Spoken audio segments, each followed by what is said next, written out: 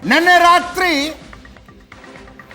RCB match ಗೆಲ್ತು ಅನ್ನುವ ಕಾರಣಕ್ಕೆ ಪಟ್ಟಂತ ಸಂಭ್ರಮ ಇವತ್ತು ರಾತ್ರಿ ಅಷ್ಟೊತ್ತಿಗೆ ಸೂತಕ ಆಗ್ಬಿಡ್ತು ನೋಡಿ. ನಿನ್ನೆ 18 ವರ್ಷಗಳ ಕಾಯುವಿಕೆ ಕೊನೆಗೊಳ್ತು. ಮೊಟ್ಟ ಮೊದಲ ಟ್ರೋಫಿಯನ್ನು RCB ಗೆದ್ಕೊಳ್ತು. ಬೆಂಗಳೂರಿನಲ್ಲಿ ಎತ್ತರದ ಅಪಾರ್ಟ್ಮೆಂಟ್ನಲ್ಲಿ ಕಿಟಕಿಲಿ ಬಾಲ್ಕನಿಯಲ್ಲಿ ನಿಂತ್ಕೊಂಡು ನೋಡಿದವ್ರಿಗೆ ಎಲ್ಲ ಕಡೆ ಪಟಾಕಿ. ನಾನು ರಾತ್ರಿ ಆಫೀಸಿಂದ ಹೊರಟಿದ್ದು ಲೇಟು, ಕೆಲವು ಕಡೆ ಟ್ರಾಫಿಕ್ ಜಾಮ್ ಇತ್ತು.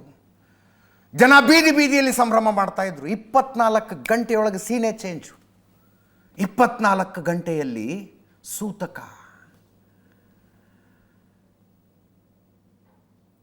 ಟ್ರೋಫಿಯೊಂದಿಗೆ ಬೆಂಗಳೂರಿಗೆ ಬಂದು ತಲುಪಿದ RCB ಟೀಮಿನ ಜೊತೆಗೆ ಸೇರ್ಕೊಂಡು ಸಂಭ್ರಮ ಪಡಬೇಕು ಅನ್ನುವ ಹುರುಪು, ಆ ಸಂಭ್ರಮಾಚರಣೆ ಟ್ರೋಫಿ ಗೆದ್ದು 24 ಗಂಟೆಯೊಳಗೆ ಮುಗಿದು ಬಿಡಬೇಕು ಅನ್ನುವ ಹುರುಪು 11 ಜನರ ಸಾವಿಗೆ ಕಾರಣ ಆಯಿತು. 24 ಗಂಟೆಯೊಳಗೆ ಸಂಭ್ರಮಾಚರಣೆ ಮಾಡಿಬಿಡಬೇಕು ಅಂತ ಯಾರಿಗಷ್ಟ ಅವಸರ ಇತ್ತು? ಯಾವ ಪುಣ್ಯಾತ್ಮನ ನಿರ್ಧಾರ ಇದು?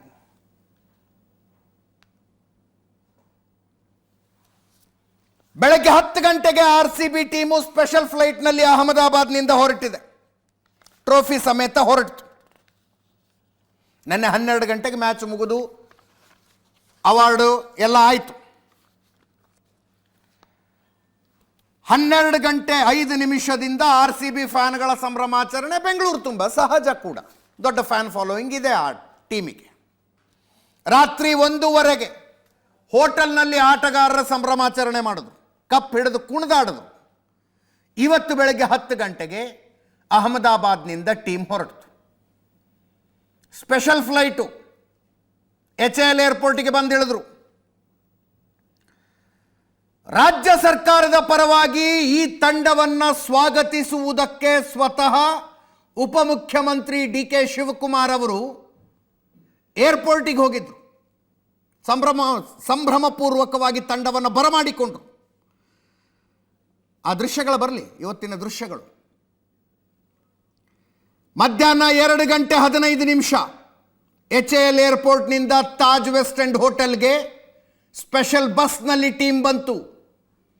ವಿರಾಟ್ ಕೊಹ್ಲಿ ಟ್ರೋಫಿಯನ್ನು ಕೈಯಲ್ಲೇ ಹಿಡ್ಕೊಂಡು ಕೂತ್ಕೊಂಡಿದ್ರು.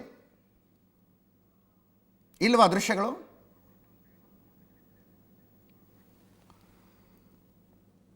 ಎರಡೂವರೆಗೆ ತಾಜ್ ವೆಸ್ಟ್ ಎಂಡ್ಗೆ ಬಂತು ಟೀಮು.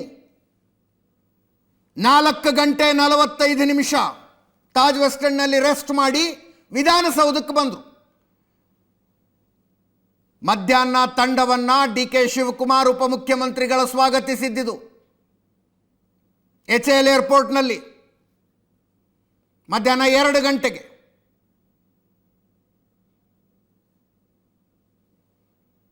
ತಂಡದಷ್ಟೇ ದೊಡ್ಡ ಸಂಭ್ರಮ DK ಶಿವಕುಮಾರ್ ಅವರದಿತ್ತು. ಕಾರ್ನಲ್ಲಿ RCB ಫ್ಲಾಗ್ ಹಿಡ್ಕೊಂಡು ಓಡಾಡ್ಬಿಟ್ರಿ ಇವತ್ತು.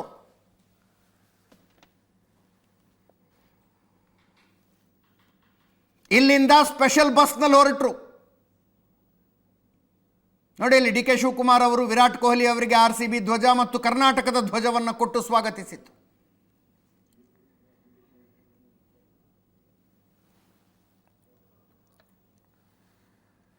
ಎಲ್ಲವೂ ಆಸ್ ಪರ್ ಪ್ಲಾನೇ ನಡೆದದ್ದು. ಹಿಂಗೆ ಇತ್ತು ಪ್ಲಾನು. ಸ್ಪೆಷಲ್ ಫ್ಲೈಟ್ನಲ್ಲಿ ಟೀಮ್ ಬರುತ್ತೆ, HAL ಏರ್ಪೋರ್ಟಿಗೆ ಲ್ಯಾಂಡ್ ಆಗುತ್ತೆ.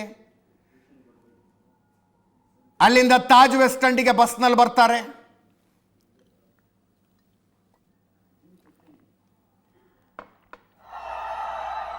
HAL ಏರ್ಪೋರ್ಟ್ನಿಂದ ತಾಜ್ ವೆಸ್ಟ್ ಎಂಡ್ ತನಕ ಜನ.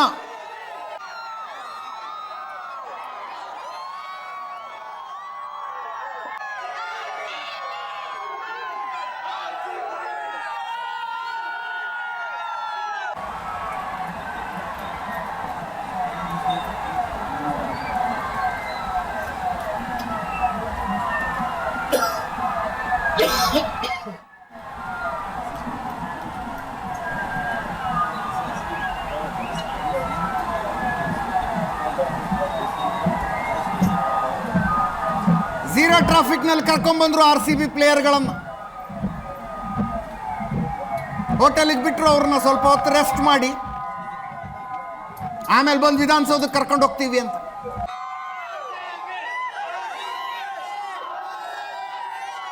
ಟ್ರೋಫಿ ಕೈಯಲ್ಲಿ ಹಿಡ್ಕೊಂಡು ವಿರಾಟ್ ಕೊಹ್ಲಿ ನಿಂತಿದ್ರು.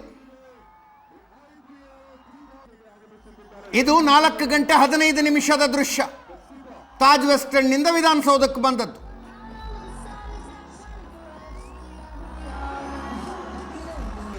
ನಿಮಗೆ Vidhana Soudha, Taj West End, Chinnaswamy stadium ಬೆಂಗಳೂರಿನಲ್ಲಿ ಓಡಾಡೋರ್ದವ್ರಾಗಿದ್ದರೆ ಒಂದು ಅಂದಾಜಿರುತ್ತೆ. ಎಲ್ಲವೂ ವಾಕಬಲ್ ಡಿಸ್ಟೆನ್ಸ್ನಲ್ಲಿದ್ದಾವೆ. ವಿಧಾನಸೌಧಕ್ಕೆ ಬಂದಿಳಿತು ತಂಡ 4:45. 5 ಗಂಟೆಗೆ RCB ಟೀಮ್ಗೆ ಮುಖ್ಯಮಂತ್ರಿಗಳು, ಉಪಮುಖ್ಯಮಂತ್ರಿಗಳಿಂದ ಸನ್ಮಾನ. ರಾಷ್ಟ್ರಗೀತೆ ಹಾಡಿದ್ರು, ನಾಡಗೀತೆ ಹಾಡಿದ್ರು, ಮೈಸೂರು ಪೇಟ ತೊಡಿಸಿ ಆಟಗಾರರಿಗೆ ಗೌರವ ಕೊಟ್ಟರು.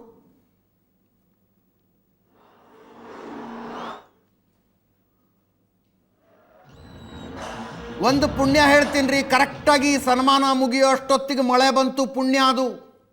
ಸ್ವಲ್ಪ ಜನ ಚದುರಿದ್ರು. ಇಲ್ಲದೆ ಹೋಗಿದ್ರೆ ಕಾಲು ತುಳಿತ ಇಲ್ಲ ಆಗ್ತಿತ್ತು. ಇವತ್ತು ಕಿಕ್ಕಿರಿದು ತುಂಬಿದ್ದಾರೆ ಜನ, ಕಿಕ್ಕಿರಿದು.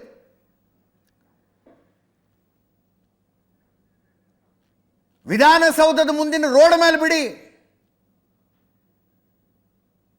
ಸ್ಟೇಜ್ ಮೇಲೆ ಕಾಲಿಡಕ್ಕೆ ಜಾಗ ಇರಲಿಲ್ಲ. ಅಲ್ಲಿದ್ದವರೆಲ್ಲ ಯಾರು? ಮಿನಿಸ್ಟರ್ಗಳು, MLAಗಳು, ಅವರ ಫ್ಯಾಮಿಲಿಯವರು, ಅವರ ಹೆಂಡತಿ, ಅವರ ಮಕ್ಕಳು, ವಿಧಾನಸೌಧದಲ್ಲಿ ನೌಕರಿ ಮಾಡೋರು, ಅವರ ಹೆಂಡತಿ, ಅವರ ಮಕ್ಕಳು. ನಮಗೆ ರಿಪೋರ್ಟರ್ಸ್ ಹೇಳ್ತಾ ಇದ್ರು, ಒಂದು ಹಂತದಲ್ಲಿ ಸಿಟ್ಟಿಗೆದ್ದು ವಿರಾಟ್ ಕೊಹ್ಲಿ ಎದ್ದು ಹೊರಟು ಬಿಟ್ರು ಅಂತ. ವಿಧಾನಸೌಧದ ಮೆಟ್ಟಿಲ ಮೇಲೆ ನಡೆದ ಕಾರ್ಯಕ್ರಮ ಇದು. ಸೆಲ್ಫಿ ತಗೋಬೇಕು, ಎಲ್ಲರಿಗೂ ಸೆಲ್ಫಿ ತಗೋಬೇಕಲ್ಲಿ.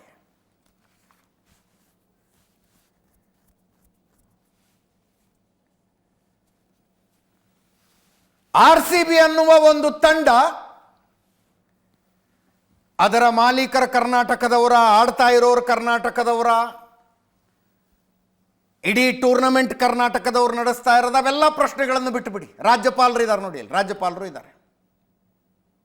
ಥಾವರ್ ಚಂದ್ ಗೆಹ್ಲೋತ್ ಘನವೆತ್ತ ರಾಜ್ಯಪಾಲರು ಬಂದಿದ್ರು ಸನ್ಮಾನ ಮಾಡುವುದಕ್ಕೆ. IPL ಅನ್ನುವ ಟೂರ್ನಮೆಂಟ್ ನಡೆಯುತ್ತೆ. RCB ಅನ್ನುವಂಥದ್ದು ರಾಜ್ಯವನ್ನು ಪ್ರತಿನಿಧಿಸುವ ತಂಡ ಆಗಿಬಿಟ್ಟಿದೆ.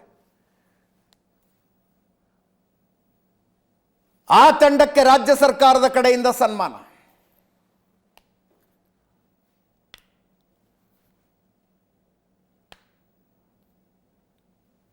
ದೇವರ ಪುಣ್ಯಕ್ಕೆ ಮಳೆ ಬಂತ್ರಿ.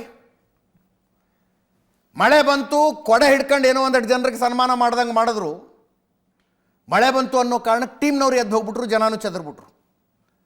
ಇದು ಇನ್ನೊಂದು ಸ್ವಲ್ಪ ಹೊತ್ತೇನಾದ್ರು ಈ ಕಾರ್ಯಕ್ರಮ ನಡೆದಿದ್ದರೆ ಚಿನ್ನಸ್ವಾಮಿ ಸ್ಟೇಡಿಯಂ ಗೇಟ್ನಲ್ಲಿ ಆಗಿದ್ದು ಇಲ್ಲಾಗ್ಬಿಡ್ತಿತ್ತು. ನೋಡಿ ಅಲ್ಲಿ ಮುಂದ್ಗಡೆ ಜನನ.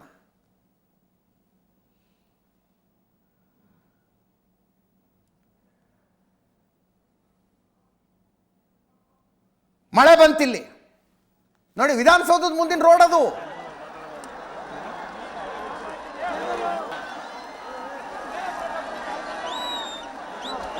ಈ ದೃಶ್ಯಗಳನ್ನು ನೋಡಿದಾಗ ನಾನು ಅನ್ಕೊಂಡೆ ಒಂದು ಅಂದಾಜು 30,000 ಜನ ಇಲ್ವಾ? ಇನ್ನೂ ಜಾಸ್ತಿ ಅನ್ನಿಸ್ತಾರೆ ನನಗೆ, ಇನ್ನೂ ಜಾಸ್ತಿ ಅನ್ನಿಸ್ತಾರೆ. ಇಷ್ಟೇ ಜನ ಸೇರಿದ್ರಿ.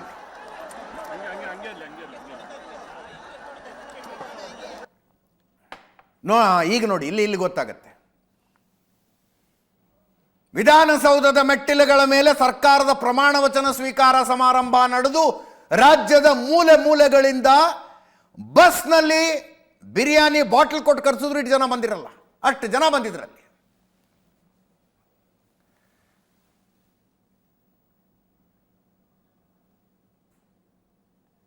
ಮಳೆ ಬಂತು, ಕಾರ್ಯಕ್ರಮವನ್ನು ಅರ್ಧಕ್ಕೆ ಮೊಟಕುಗೊಳಿಸಿದ್ರು. ಉಪಮುಖ್ಯಮಂತ್ರಿಗಳು ಆಮೇಲೆ ಹೇಳ್ತಾರೆ, ನಾವು ಯಾರು ಭಾಷಣನೂ ಮಾಡಲಿಲ್ಲ ಅಲ್ಲಿ ಅಂತ. ಅದು ಬೇರೆ ಪ್ಲಾನ್ ಇತ್ತು, ಭಾಷಣ ಗೀಷ್ಣದ್ದು ಅದು ಬೇರೆ ಇತ್ತು ಪ್ಲಾನು. ಇಲ್ಲಿಂದ ನೆಕ್ಸ್ಟ್ ಪ್ಲಾನ್ ಇದ್ದಿದ್ದೇನು? ಓಪನ್ ಬಸ್ನಲ್ಲಿ ಇಡೀ RCB ತಂಡ ಮೆರವಣಿಗೆಯ ಮೂಲಕ ಚಿನ್ನಸ್ವಾಮಿ ಸ್ಟೇಡಿಯಂಗೆ ಹೋಗುವ ಪ್ಲಾನ್ ಇತ್ತು. ಮೆರವಣಿಗೆಯ ಮೂಲಕ ಹೋಗಬೇಕು ಅಂತ. ಮೆರವಣಿಗೆಗೆ ನನಗೆ ಬಂದ ಮಾಹಿತಿ ಪೊಲೀಸ್ ಕಮಿಷನರ್ ಬೇಡ ಅಂತ ಹೇಳಿದ್ರು, ಮೆರವಣಿಗೆ ಬೇಡ ಅಂತ ಹೇಳಿದ್ರಂತೆ. ಮ್ಯಾಜಿಸ್ಟ್ರೇಟ್ ಎನ್ಕ್ವೈರಿ ಅನೌನ್ಸ್ ಆಗಿದೆ, ಬರ್ತೀನಿ ಆ ವಿಷಯಕ್ಕೆ, ಆಮೇಲೆ ಎಲ್ಲ ಹೊರಗೆ ಬರಬಹುದು ಅನ್ನುವ ನಿರೀಕ್ಷೆ ಇದೆ. ಇಲ್ಲಿಂದ ಟೀಮ್ ಹೊರಟು ಬಿಡ್ತು. ಇದೇ ಟೈಮ್ನಲ್ಲಾಗಿದ್ದ ಅಧ್ವಾನ. It was unannounced programme. ಇವತ್ತೇನೇನು ನಡೀತು ಮತ್ತು ನಡೆಯಲಿಕ್ಕಿತ್ತಲ್ಲ ಎಲ್ಲವನ್ನೂ ಪೂರ್ವ ನಿಯೋಜಿತವಾಗಿತ್ತು. ಎಲ್ಲವೂ ಮೊದಲೇ ಅನೌನ್ಸ್ ಆಗಿದ್ದ ಕಾರ್ಯಕ್ರಮ ಇದು. ಸ್ಪೆಷಲ್ ಫ್ಲೈಟ್ನಲ್ಲಿ HAL ಏರ್ಪೋರ್ಟ್ಗೆ ಬಂದು ಇಳಿತಾರೆ ಅನ್ನೋದರಿಂದ ಹಿಡಿದು 5 ಗಂಟೆಗೆ ವಿಧಾನಸೌಧದ ಮೆಟ್ಟಿಲುಗಳ ಮೇಲೆ ಸನ್ಮಾನ, ಮೆರವಣಿಗೆಯ ಮೂಲಕ ಚಿನ್ನಸ್ವಾಮಿ ಸ್ಟೇಡಿಯಂ ಹೋಗೋದು, ಚಿನ್ನಸ್ವಾಮಿ ಸ್ಟೇಡಿಯಂನಲ್ಲಿ 2 ತಾಸುಗಳ ಸಂಭ್ರಮಾಚರಣೆ ಅನ್ನುವಂಥದ್ದು ಪೂರ್ವ ನಿಗದಿತವಾಗಿತ್ತು. ಇದರಲ್ಲಿ ನಡೆಯದೇ ಇದ್ದದ್ದೇನಪ್ಪ ಅಂದರೆ ಬಸ್ನಲ್ಲಿ ಮೆರವಣಿಗೆಯ ಮೂಲಕ ಚಿನ್ನಸ್ವಾಮಿ ಸ್ಟೇಡಿಯಂಗೆ ಹೋಗೋದು ಅಂತ ನಡೀಲಿಲ್ಲ. ಪೊಲೀಸರು ಬೇಡ ಅಂದಿದ್ರು ಅನ್ನೋದು ಒಂದು ಕಾರಣ, ಮಳೆ ಬಂದಿದ್ದಕ್ಕೆ ಅದನ್ನು ಬೇಡ ಅಂತ ಕ್ಯಾನ್ಸಲ್ ಮಾಡಲಾಯಿತು ಅನ್ನೋದು ಇನ್ನೊಂದು ಕಾರಣ. ಈ ಕಡೆ ವಿಧಾನಸೌಧದ ಮೆಟ್ಟಿಲ ಮೇಲೆ ಈ ಕಾರ್ಯಕ್ರಮ ನಡೀತಾ ಇದ್ರೆ ಆ ಕಡೆ ಚಿನ್ನಸ್ವಾಮಿ ಸ್ಟೇಡಿಯಂನ ಗೇಟ್ ನಂಬರ್ 17, 18, 19, 21ನಲ್ಲಿ ದುರಂತದ ತಯಾರಿ ನಡೆದಂಗೆ ನಡೀತಾ ಇತ್ತು. ದುರಂತದ ತಯಾರಿ. ಈ RCB ಅವರು, ಈ ಟೀಮ್ನವರು ಮಧ್ಯಾಹ್ನ 3:15 ಈ ಟ್ವೀಟ್ ಮಾಡ್ತಾರೆ. ಟ್ವೀಟ್ ಇದು ಏನಂತ, get your free victory day passes on shop.royalchallengers.com. Ticket ತಗೊಂಡು ಒಳಗೆ ಹೋಗ್ಬೇಕಂತೆ, ಟಿಕೆಟ್ ಪುಗ್ಸಟ್ಟೆ ಅಂತೆ. ಟ್ವೀಟ್ ಮಾಡ್ತಾರೆ ಇದನ್ನ. ಲಿಮಿಟೆಡ್ ಪಾಸಸ್ ಓನ್ಲಿ, ಬುಕ್ ನಾವು ಅಂತ ಬೇರೆ ಹಾಕ್ಬಿಡ್ತಾರೆ. ಎಲ್ರಿಗೂ ಪಾಸ್ ಸಿಗೋದಿಲ್ಲ, ಲಿಮಿಟೆಡ್ ಪಾಸಸ್ ಈಗಲೇ ಬುಕ್ ಮಾಡ್ಕೊಳ್ಳಿ ಅಂತ ಹಾಕ್ತಾರೆ. 3:15 ಟ್ವೀಟ್ ಇದು. Victory parade followed by a grand celebration at the home of champions. Starting point Vidhana Soudha, ending point Chinnaswamy stadium. Time 5 PM to 6 PM. Tweet ಇದು. ಜನರಿಗೆ ಟಿಕೆಟ್ ತಗೊಂಡವ್ರನ್ನ ಮಾತ್ರ ಒಳಗೆ ಬಿಡ್ತಾರಂತೆ ಅಂತ ಸುದ್ದಿ ಬಂದ್ಬಿಡ್ತು. ಚಿನ್ನಸ್ವಾಮಿ ಸ್ಟೇಡಿಯಂನ ಟಿಕೆಟ್ ಕೌಂಟರ್ಗಳ ಮುಂದೆ ಸಾವಿರಾರು ಸಂಖ್ಯೆಯಲ್ಲಿ ಸೇರಿದ್ರು. ಈ KSCAಗೆ, ಈ RCBಗೆ ಟಿಕೆಟ್ ತಗೊಂಡು ಒಳಗೆ ಬಿಡಬೇಕಾ ಸುಮ್ಮನೆ ಒಳಗೆ ಬಿಡಬೇಕಾ ಅನ್ನುವ ವಿಷಯದಲ್ಲಿ ಕ್ಲಾರಿಟಿನೇ ಇರಲಿಲ್ಲ. ಒಂದೊಂದು ಗೇಟ್ನಿಂದ ಕೆಲವರನ್ನ ಹಂಗೆ ಬಿಟ್ಟುಬಿಟ್ರು, ಇನ್ನು ಕೆಲವು ಗೇಟ್ಗಳನ್ನು ಕ್ಲೋಸ್ ಮಾಡಿ ಲಾಕ್ ಮಾಡಿ ಇಟ್ಟುಬಿಟ್ರು.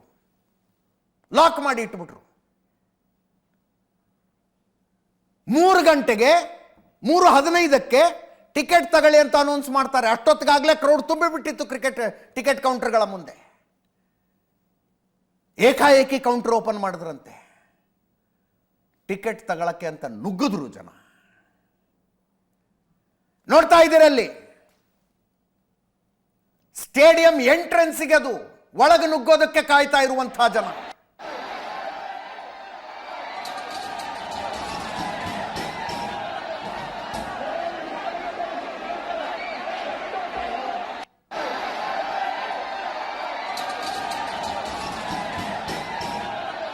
ಇದೇ ಹಂತದಲ್ಲಿ ಕಾಲು ತುಳಿತ ಶುರುವಾಯಿತು. ನಮ್ಮ ಸ್ಕ್ರೀನಿನ ಬಲಭಾಗದಲ್ಲಿ ಒಬ್ಬ ಮಹಿಳೆ, ಪ್ರೊಬ್ಯಾಬ್ಲಿ ಡಾಕ್ಟರ್, ಕುಸಿದು ಬಿದ್ದಿರುವ ವ್ಯಕ್ತಿಗೆ CRP ಕೊಡ್ತಾ ಇರುವ ದೃಶ್ಯಗಳನ್ನೇನು ನೋಡ್ತಾ ಇದ್ದೀರಲ್ಲ, ನಮ್ಮ ಮೆಟ್ರೋ ಬ್ಯೂರೋ ರಿಪೋರ್ಟರ್ ರಕ್ಷಾ ಅವರ ಮೊಬೈಲ್ನಲ್ಲಿ ಶೂಟ್ ಆದಂತಹ ದೃಶ್ಯಗಳು. ಕಣ್ಣು ಮುಂದೆ ಪ್ರಾಣ ಹೋಗ್ಬಿಡ್ತು ಸರನ್ಲಕ್ಕೆ. ನಾನು ಮೊಬೈಲ್ ತೆಗೆದು ಶೂಟ್ ಮಾಡ್ತಾ ಇದ್ದಾಗ ಇನ್ನೂ ಪ್ರಾಣ ಇತ್ತು. ಏಕಾಏಕಿ ಬಾಯಿಂದ ನಾಲಿಗೆ ಹೊರಗೆ ಬಂತು, ಪ್ರಾಣ ಹೋಗ್ಬಿಡ್ತು ಅಂತ. ಸ್ಕ್ರೀನಿನ ಎಡಭಾಗದಲ್ಲಿ ಇನ್ನೊಂದು ದೃಶ್ಯ ನೋಡ್ತಾ ಇದ್ದಿರಲಿಲ್ಲ, ಪರಿಸ್ಥಿತಿ ಹೆಂಗಿತ್ತು ಅನ್ನೋದು ಗೇಟಿನ ಮುಂದೆ ಇದು. ಒಬ್ಬರ ತಲೆ ಮೇಲೆ, ಒಬ್ಬರ ಹೆಗಲ ಮೇಲೆ ಇನ್ನೊಬ್ಬರು ಕಾಲಿಟ್ಕೊಂಡು ಓಡಾಡ್ತಿದಾರಲ್ಲಿ. ಮೇಲ್ಗಡೆಯಿಂದ ಮೊಬೈಲ್ನಲ್ಲಿ ಶೂಟ್ ಮಾಡುವಾಗ ಹಿಂಗೆ ಕಾಣಿಸುತ್ತೆ ದೃಶ್ಯ. ಕೆಳಗಡೆ ಎಷ್ಟು ಜನ ಸಿಕ್ಕಾಕೊಂಡಿರ್ಬೋದು ಅನ್ನೋದ್ರದ್ದು ಅಂದಾಜು ಮಾಡಿಲ್ಲ. ಎಷ್ಟು ಜನ ಒಳಗೆ ಸಿಕ್ಕಾಕೊಂಡಿರ್ಬೋದು.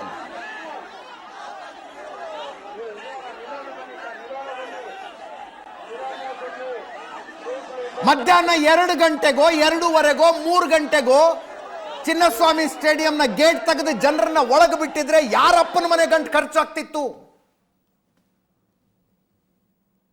ಯಾವನ ನಿರ್ಧಾರ ಅದು ಗೇಟ್ ಕ್ಲೋಸ್ ಮಾಡೋದು?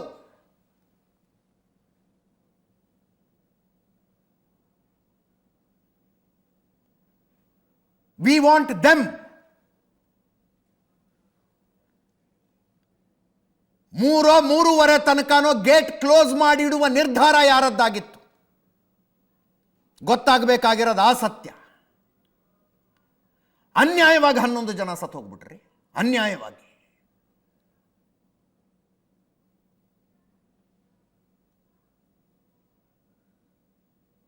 ಗೇಟ್ ನಂಬರ್ 17, 18, 19 and 21 ಯಾವುದೋ ನ್ಯಾಷನಲ್ ಚಾನೆಲ್ನಲ್ಲಿ ಸುದ್ದಿ ಬಂತು. ಚರಂಡಿಯ ಮೇಲೆ ಹಾಕಿದ್ದ ಸ್ಲ್ಯಾಬ್ ಏಕಾಏಕಿ ಕುಸಿದು ಕೆಳಗೆ ಬಿತ್ತು, ಜನ ಒಳಗೆ ಸಿಕ್ಕಾಕೊಂಡ್ರು. ಆ ಕಾರಣಕ್ಕಾಗಿ ಕಾಲು ತುಳಿತ ಆರಂಭಗೊಂಡಿತು ಅಂತ. ನಾ ಇಬ್ಬರು ರಿಪೋರ್ಟರ್ನ ಇಡೀ ರೋಡ್ ಓಡಾಡಿಸ್ತಾ ಇದ್ದೀನಲ್ಲಿ, ಎಲ್ಲಿ ಚರಂಡಿ ಮೇಲಿನ ಸ್ಲ್ಯಾಬ್ ಕುಸಿದು ಬಿದ್ದಿದೆ ನೋಡ್ಕೊಂಬನ್ನಿ ಅಂತ. ನಮ್ಮ ಇಬ್ಬರು ರಿಪೋರ್ಟ್ರಿಗೆ ಸಿಗ್ತಿಲ್ಲ, ಇನ್ನು ಇಬ್ಬರು ರಿಪೋರ್ಟ್ರಿಗೆ ಸಿಗ್ತಿಲ್ಲ. ಚರಂಡಿಯ ಸ್ಲ್ಯಾಬ್ ಕುಸಿದು ಬಿದ್ದದ್ದಕ್ಕೆ ಈ ಘಟನೆ ಆಗಿದೆ. ಈ ಕ್ಷಣ ತನಕ ಸಿಕ್ಕಿಲ್ಲ. 2 ತಾಸಿಂದ ಹುಡುಕಿಸ್ತಾ ಇದ್ದೀನಿ. ಸಣ್ಣ ರೋಡ್ ಅದು, ನಿಮಗೆ ಗೊತ್ತಿರುತ್ತೆ. ಅನಿಲ್ ಕುಂಬ್ಳೆ ಸರ್ಕಲ್ಲಿಂದ ಪ್ರೆಸ್ ಕ್ಲಬ್ ಎಂಟ್ರೆನ್ಸ್ ತನಕ ಬರುವ ರೋಡು. ಅರೆ, ತಿಂದದ್ದಲ್ಲ ಉಂಡದ್ದಲ್ಲ 11 ಜನರ ಪ್ರಾಣ. ಯಾವ ಸುಖಕ್ಕೆ? RCB ಟ್ರೋಫಿ ಗೆದ್ದಿದ್ದನ್ನು ಸೆಲೆಬ್ರೇಟ್ ಮಾಡೋದಕ್ಕೆ ಹೋದ ಸುಖಕ್ಕೆ. ಇದಕ್ಕಿಂತ ದುರಂತ ಇನ್ನೊಂದಿದೆಯೇನ್ರಿ? ಬೌರಿಂಗ್ ಹಾಸ್ಪಿಟಲ್ನಲ್ಲಿ 6 ಜನ, ಅದರಲ್ಲಿ 3 ಮಹಿಳೆಯರು 3 ಪುರುಷರು. ವೈದೇಹಿ ಹಾಸ್ಪಿಟಲ್ನಲ್ಲಿ 4 ಜನ, ಮಣಿಪಾಲ್ ಹಾಸ್ಪಿಟಲ್ನಲ್ಲಿ 1 ಯುವತಿ. ವೈದೇಹಿ ಹಾಸ್ಪಿಟಲ್ನಲ್ಲಿ 20 ವರ್ಷದ ಭೂಮಿಕ್, 19 ವರ್ಷದ ಸಹನಾ, ಒಬ್ಬ 20 ವರ್ಷದ ಯುವಕ, 35 ವರ್ಷದ ವ್ಯಕ್ತಿ. ಐಡೆಂಟಿಟಿ ಇನ್ನೂ ಗೊತ್ತಾಗಿಲ್ಲ. 12 ಜನರಿಗೆ ಟ್ರೀಟ್ಮೆಂಟ್ ನಡೀತಾ ಇದೆ. ದೇವರ ದಯದಿಂದ ಅವ್ರು ಯಾರೂ ಪ್ರಾಣಾಪಾಯದಲ್ಲಿಲ್ಲ. They are out of danger. Manipal ಹಾಸ್ಪಿಟಲ್ನಲ್ಲಿ 19 ವರ್ಷದ ಚಿನ್ಮಯಿ ಡೆತ್ತು. ಮಣಿಪಾಲ್ ಹಾಸ್ಪಿಟಲ್ನಲ್ಲಿ ಅಲ್ಲಿ 6 ಜನರಿಗೆ ಟ್ರೀಟ್ಮೆಂಟ್ ನಡೀತಾ ಇದೆ. ಇನ್ನು ಬೌರಿಂಗ್ ಹಾಸ್ಪಿಟಲ್ನಲ್ಲಿ 6 ಜನರ ಸಾವು. ದಿವ್ಯಾಂಕ್ಷಿ ಅಂತ 13 ವರ್ಷ 9th ಸ್ಟ್ಯಾಂಡರ್ಡ್ ಹುಡುಗಿ, ಪೂರ್ಣಪ್ರಜ್ಞಾ ಸ್ಕೂಲ್ನಲ್ಲಿ ದಿವ್ಯಾಂಕ್ಷಿ. ದಿಯಾ ಅಂತ 26 ವರ್ಷ, ಶ್ರವಣ್ ಅಂತ 21 ವರ್ಷ. ಅಲ್ಲೊಂದು 6 ವರ್ಷದ ಮಗು ಸತ್ತೋಗಿದೆ ರೀ, ಡಿಂಪಲ್ ಅಂತ. ಈ ಸೆಲೆಬ್ರೇಷನ್ಗೆ ಬರೋರು ಹೊಟ್ಟೆಗೆ ಏನು ತಿಂತಾರೆ? 6 ವರ್ಷದ ಮಕ್ಕಳನ್ನ ಕರ್ಕೊಂಬರ್ತಾರೆ ಇಲ್ಲಿಗೆ. 6 ವರ್ಷದ ಮಗುನ ಕರ್ಕೊಂಡು ಇಂಥ ಸೆಲೆಬ್ರೇಷನ್ಗೆ ಬಂದಿದ್ದಾರಲ್ಲ, ಇದರಲ್ಲಿ ಯಾರನ್ನ ಬೈಬೇಕು, ಯಾರನ್ನ ಬ್ಲೇಮ್ ಮಾಡಬೇಕು?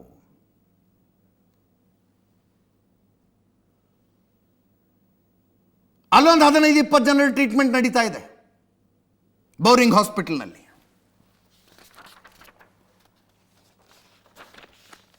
3:15 ಇವ್ರದ್ದು ಲಾಸ್ಟ್ ಟ್ವೀಟು RCB ಅವ್ರದ್ದು.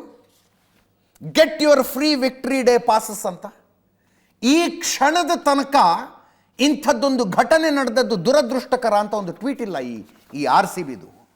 ಇದರ ಸೆಲೆಬ್ರೇಷನ್ಗೆ ಹೋಗಿದ್ದಾರೆ ಇವರೆಲ್ಲ ಲಕ್ಷಗಟ್ಟಲೆ ಸಂಖ್ಯೆಯಲ್ಲಿ. ತನ್ನ ತಂಡದ ಅಭಿಮಾನಿಗಳು ಸೆಲೆಬ್ರೇಷನ್ಗೆ ಬಂದಾಗ ಕಾಲು ತುಳಿಸ್ಕೊಂಡು ಸತ್ತು ಹೋಗಿದ್ದಾರೆ. ಒಂದು ಸಂತಾಪದ ಟ್ವೀಟ್ ಮಾಡಿಲ್ಲ ಈ team. Get your free victory day passes ಅಂತೆ ಲಾಸ್ಟ್ ಟ್ವೀಟು.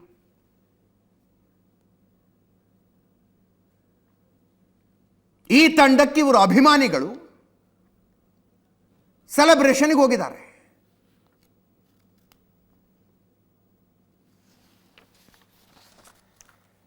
ಈಗ ಬರ್ತಾ ಇದೆ ನೋಡಿ ಸುದ್ದಿ. KSCA ಮತ್ತು RCBಯಿಂದ ಸಂತಾಪ ಸೂಚನೆ ಅಂತ.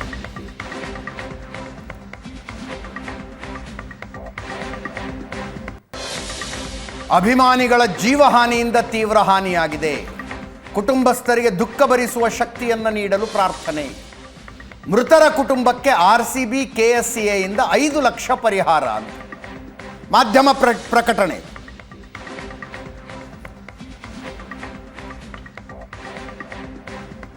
ಮಾಧ್ಯಮ ಪ್ರಕಟಣೆ.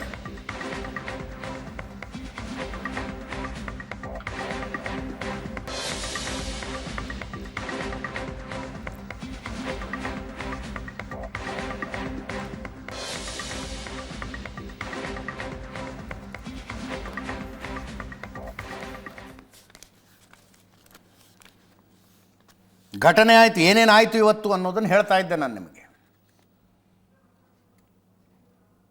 ಚಿನ್ನಸ್ವಾಮಿ ಸ್ಟೇಡಿಯಂನ ಗೇಟ್ ನಂಬರ್ 17, 18, 19 ಮತ್ತು 21. ಅತಿ ಹೆಚ್ಚು ಹಾನಿ 17ನಲ್ಲಾಗಿದೆ ಅಂತ ಒಂದು ರಿಪೋರ್ಟು, 21ನಲ್ಲಿ.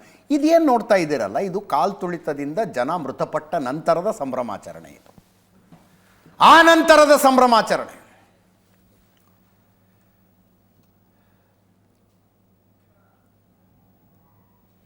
ಎರಡು ತಾಸು ನಡಿಬೇಕಾಗಿತ್ತು. ಚಿನ್ನಸ್ವಾಮಿ ಸ್ಟೇಡಿಯಂನಲ್ಲಿ ನಡೆದ ಸಂಭ್ರಮಾಚರಣೆ ಕಾಲ್ ತುಳಿತ ಆಗಿ 11 ಜನ ಮೃತಪಟ್ಟ ನಂತರದ ಸಂಭ್ರಮಾಚರಣೆ. 2 ತಾಸಿತ್ತು ಇದು ಪ್ಲಾನು. ಅದು ಏನು ದೇವ್ರ ಬುದ್ಧಿ ಕೊಟ್ಟನೋ 15 ನಿಮಿಷಕ್ಕೆ ಮುಗಿಸಿದ್ದಾರೆ.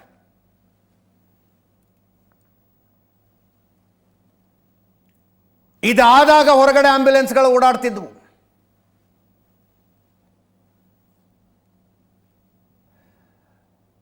ಮುಖ್ಯಮಂತ್ರಿಗಳು ಬೌರಿಂಗ್ ಹಾಸ್ಪಿಟ್ಲಿಗೆ ಬಂದರು, ಉಪಮುಖ್ಯಮಂತ್ರಿಗಳು ಬಂದರು, ವಿಪಕ್ಷ ನಾಯಕರು ಬಂದರು, ವಿಪಕ್ಷದ ರಾಜ್ಯಾಧ್ಯಕ್ಷರು ಬಂದರು.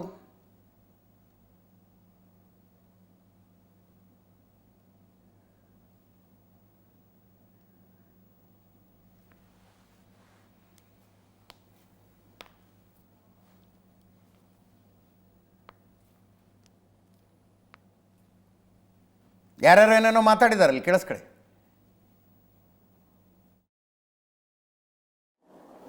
ನಾನು ಸತ್ತ ಕುಟುಂಬದ ವಾರಸುದಾರರಿಗೆ, ಯಾಕಂದರೆ ವಿಶೇಷವಾಗಿ ಹೆಚ್ಚು ಜನ ಸತ್ತಿರೋರು ಎಲ್ಲ ಯುವಕರೇ. I think this is not a controllable crowd. Actually, I apologize for all the people of Karnataka and Bangalore. We wanted to take a position, but the crowd was very uncontrollable. We dropped that procession. So I appeal to excuse us. Even from Vidhan Sabha till here, though the rain came and it was the crowd was uncontrollable. The police also was finding very difficult, so we stopped the procession. We got a vote. ಬಹಳ ದೊಡ್ಡ ದುರಂತ ಇವತ್ತು ನಡೆದಿದೆ. ನಿನ್ನೆ RCB finals ಗೆದ್ದಾಗಲೇ ನಡಿ ದೇಶದಲ್ಲಿ ಸಂಭ್ರಮಾಚರಣೆ ಆಯಿತು. ರಾಜ್ಯದಲ್ಲೂ ಕೂಡ ಲಕ್ಷೋಪಲಕ್ಷ ಸಂಖ್ಯೆಯಲ್ಲಿ ಸಂಭ್ರಮವನ್ನು ಆಚರಣೆ ಮಾಡಿದ್ದಾರೆ. ಅದು ದುರಂತ ಅಂತ ಹೇಳಿದ್ರೆ, ಇಂಥ ವಿಜಯೋತ್ಸವ ಆಚರಣೆ ಮಾಡತಕ್ಕಂತ ಸಂದರ್ಭದಲ್ಲಿ ರಾಜ್ಯ ಸರ್ಕಾರ ಸ್ವಲ್ಪ ವಿವೇಚನೆಯಿಂದ ನಡ್ಕೊಳ್ಬೇಕಾಗಿತ್ತು. ರಾಜ್ಯ ಸರ್ಕಾರ ಇದು ಏಕಾಏಕಿ ಇವತ್ತನೇ ಯಾವುದೇ ಒಂದು ಪೂರ್ವ ತಯಾರಿ ಇಲ್ಲದೇನೆ ಇವತ್ತು ಸಂಭ್ರಮಾಚರಣೆ ಆಯೋಜನೆ ಮಾಡಬೇಕಾಗಿತ್ತ ಅಂತೇಳಿ ಒಂದು ಕ್ಷಣ ಯೋಚನೆ ಮಾಡಬೇಕಾಗಿತ್ತು. ಬಹಳ ಅನ್ಯಾಯ ಅಂತ ಹೇಳಿದ್ರೆ, ಇವತ್ತು ವಿಧಾನಸೌಧದ ಮುಂದೆ ಸಂಭ್ರಮಾಚರಣೆ ನಿಮಗೆ ಗೊತ್ತಿರೋ ಪೊಲೀಸರು ಅನುಮತಿನೂ ಕೂಡ ಕೊಟ್ಟಿರಲಿಲ್ಲ.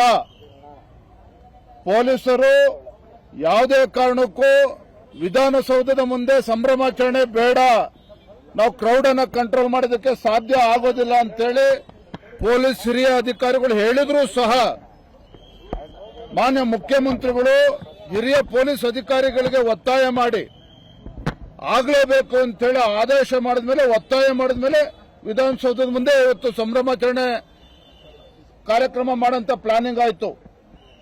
ಮತ್ತೆ ನೀವು ಒಂದು ಕ್ಷಣ, ನೀವು ಮಾಧ್ಯಮದವರು ಒಂದು ಕ್ಷಣ ನೋಡಿ, ಅಲ್ಲಿ ಹೆಣ್ಮಕ್ಳುಗಳು ಏನು ಬ್ಯಾರಿಕೇಡ್ ಇತ್ತು ಅಲ್ಲಿ ಪರದಾಡ್ತಾ ಇದ್ರು, ಚಪ್ಪಲಿ ಎಸ್ತಿದ್ದಾರೆ.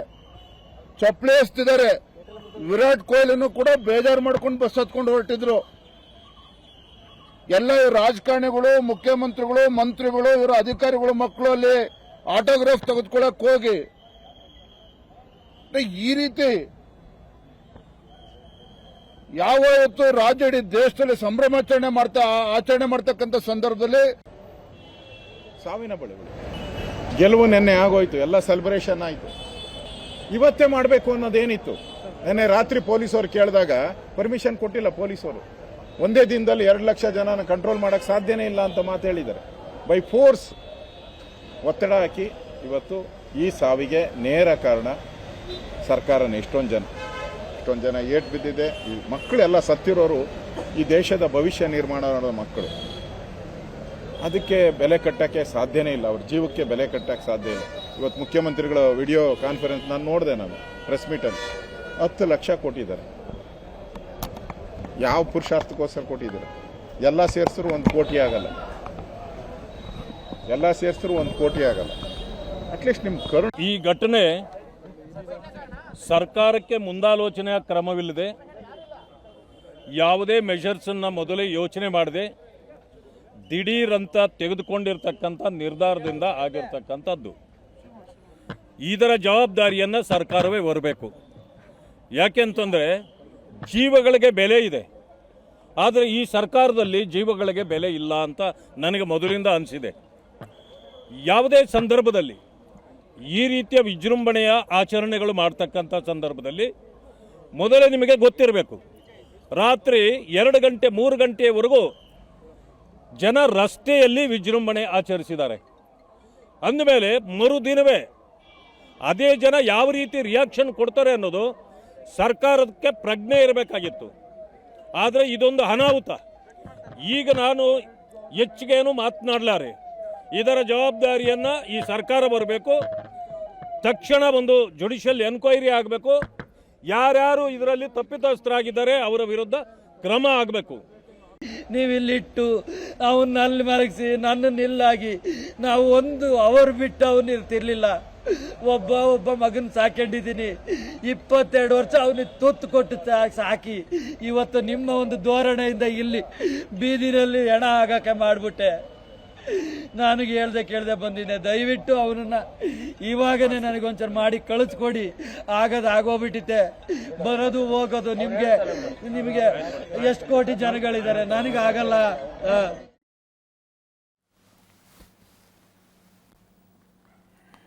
ಕುಟುಂಬದವರ ಆಕ್ರಂದನವನ್ನು ನೋಡೋದಕ್ಕಾಗೋದಿಲ್ಲ ರೀ. BJP-ಯವರು ಅಲಿಗೇಷನ್ ಮಾಡ್ತಾರಲ್ಲ, ಇವತ್ತೇ ಯಾಕೆ ಮಾಡಿದ್ರಿ, ಈಗಲೇ ಯಾಕೆ ಮಾಡಿದ್ರಿ, ತಯಾರಿ ಇಲ್ಲದೆ ಯಾಕೆ ಮಾಡಿದ್ರಿ. ಹೋಮ್ ಮಿನಿಸ್ಟ್ರು ಓಪನ್ ಬಸ್ನಲ್ಲಿ ಪರೇಡ್ಗೆ ಅವಕಾಶ ಇಲ್ಲ ಅಂತಂದರು. ಓಪನ್ ಬಸ್ನಲ್ಲಿ ಪರೇಡ್ಗೆ ಅವಕಾಶ ಇಲ್ಲ ಅಂತ BJP-ಯವ್ರು ಮಾಡಿದ ಟ್ವೀಟ್ ಏನು? ಹಲವಾರು ವರ್ಷಗಳ ಅಭಿಮಾನಿಗಳ ಕನಸನ್ನು RCB ಈ ವರ್ಷ ನನಸು ಮಾಡಿದೆ. ಆದರೆ ತೆರೆದ ಬಸ್ನಲ್ಲಿ ಆಟಗಾರರ ವಿಜಯೋತ್ಸವಕ್ಕೆ ಅನುಮತಿ ನಿರಾಕರಿಸುವ ಮೂಲಕ ಆಕಸ್ಮಿಕ ಗೃಹ ಸಚಿವ ಡಾಕ್ಟರ್ G. ಪರಮೇಶ್ವರ್ ಅವರು ತಾವೊಬ್ಬ ಅಸಮರ್ಥ ಮತ್ತು ಅದಕ್ಷ ಎಂಬುದನ್ನು ಮತ್ತೊಮ್ಮೆ ಸಾಬೀತುಪಡಿಸಿದ್ದಾರೆ. ತಮ್ಮ ನೆಚ್ಚಿನ ಆಟಗಾರರನ್ನು ಅತಿ ಹತ್ತಿರದಿಂದ ಕಣ್ತುಂಬಿಕೊಳ್ಳಲು ಅಭಿಮಾನಿಗಳ ಕಾಯುತ್ತಿದ್ದು, ಅಭಿಮಾನಿಗಳ ಈ ಸಂಭ್ರಮಕ್ಕೆ ಕಲ್ಲು ಹಾಕಿದ ಪರಮೇಶ್ವರ್ ಅಂತ BJP-ಯವರು ಟ್ವೀಟ್ ಇದು. ಇವರ ಪ್ರಕಾರ ವಿಧಾನಸೌಧದಿಂದ ಚಿನ್ನಸ್ವಾಮಿ ಸ್ಟೇಡಿಯಂ ತನಕ ಓಪನ್ ಬಸ್ನಲ್ಲಿ ಹೋಗೋದಕ್ಕೂ ಅವಕಾಶ ಕೊಡಬೇಕಾಗಿತ್ತು. ಕೊಡೋದಿಲ್ಲ ಅಂತ ಹೋಮ್ ಮಿನಿಸ್ಟರ್ ಹೇಳಿದ್ದಕ್ಕೆ ಯಾಕ್ರಿ ಕೊಡೋದಿಲ್ಲ, ನೀವು ಅದಕ್ಷರಲ್ವಾ ಅಂತ BJP-ಯವರು ಕೇಳ್ತಾರೆ. ಕಾಲ್ ತುಳಿತ ಆದ ನಂತರ ತಯಾರಿ ಮಾಡ್ಕೊಳ್ಳೋದಕ್ಕೆ ಬರಲಿಲ್ವಾ, ಮೊದಲೇ ಗೊತ್ತಾಗಲಿಲ್ವಾ, ಇತ್ಯಾದಿ ಇತ್ಯಾದಿ. ನನ್ನ ಪ್ರಶ್ನೆ ಇರೋದು, ಇವತ್ತೇ ಇದನ್ನು ಮಾಡಬೇಕು ಅನ್ನುವ ಅರ್ಜೆನ್ಸಿ ಏನಿತ್ರಿ? Not even 24 hours. ಯಾವನಾರು ಬಂದು ಕಾಲರ್ ಹಿಡಿದು ಕೇಳಿದ್ನ, ಯಾವಾಗ RCB ಅವರಿಗೆ ಸನ್ಮಾನ ಮಾಡ್ತೀರಿ ಸರ್ಕಾರದ ಕಡೆಯಿಂದ ಅಂತ? What made you do this? ಇವತ್ತೇ. ನಾನು ಕಳೆದ ವರ್ಷ T20 ವರ್ಲ್ಡ್ ಕಪ್ ಗೆಲ್ತಲ್ಲ ಇಂಡಿಯಾ, ಏನೇನಾಗಿತ್ತು ಅಂತ ನೋಡ್ತಾ ಇದ್ದೆ. ಜೂನ್ 29ನೇ ತಾರೀಕು ಟ್ರೋಫಿ ಗೆಲ್ಲುತ್ತೆ ಇಂಡಿಯಾ. ಜೂನ್ 29 ವೆಸ್ಟ್ ಇಂಡೀಸ್ನಲ್ಲಿ ನಡೆಯುತ್ತೆ ಇದು. ಸೌತ್ ಆಫ್ರಿಕಾ ವಿರುದ್ಧ ಭಾರತ T20 ವರ್ಲ್ಡ್ ಕಪ್ ಗೆಲ್ತು. ಸಂಭ್ರಮಾಚರಣೆಯ ರೋಡ್ ಶೋ ಮುಂಬೈನಲ್ಲಿ ನಡೆದಿದ್ದು ಯಾವಾಗ? ಜೂನ್ 29ಕ್ಕೆ ಗೆದ್ದಿರ್ತಾರೆ ಮ್ಯಾಚು. ಜುಲೈ 4ನೇ ತಾರೀಕಿಗೆ ಸಂಭ್ರಮಾಚರಣೆ ನಡೆಯಿತು. 1 ವಾರ ಬಿಟ್ಕೊಂಡು ಟೀಮನ್ನೇನು ಅದು ಹೇಳ್ತಾ ಇದ್ರು, 3 ದಿವಸ ಬಿಟ್ಟು ಕರೆಸಿದ್ರು ಟೀಮ್ ಇಂಡಿಯಾಕ್ಕೆ ಅಂತ. ಒಂದು ವಾರದ ಪ್ರಿಪ್ರೇಷನ್ ಆಯ್ತು ರೀ ಇಂಥದ್ದೊಂದು ಕಾರ್ಯಕ್ರಮಕ್ಕೆ. ನೋಡಿ ಅಲ್ಲಿ ಜನ ಸೇರಿರೋದು, ನೋಡಿ ಜನ ಸೇರಿರೋದು. ಒಂದು ಹಂತದಲ್ಲಿ ಬಸ್ ಒಂದು ಹೆಜ್ಜೆ ಕೂಡ ಮುಂದೆ ಹೋಗೋದಿಲ್ಲ. ಇಡೀ ಪ್ಲೇಯರ್ಸ್ ಕೆಳಗೆ ನಡ್ಕೊಂಡು ಹೋಗ್ತಾರೆ ಟ್ರೋಫಿ ಹಿಡ್ಕೊಂಡು. ಜೂನ್ 29ಕ್ಕೆ ಮ್ಯಾಚ್ ಗೆದ್ದಿದ್ದು, ಜುಲೈ 4ನೇ ತಾರೀಕು ಸಂಭ್ರಮಾಚರಣೆ ನಡೆಯುತ್ತೆ. ಮರೀನಾ ಬೀಚ್ ರೋಡ್ನಲ್ಲಿ ನಡೆದಿದ್ದು, ಒಂದು ಕಡೆ ಸಮುದ್ರ, ಇನ್ನೊಂದು ಕಡೆ ಜನ.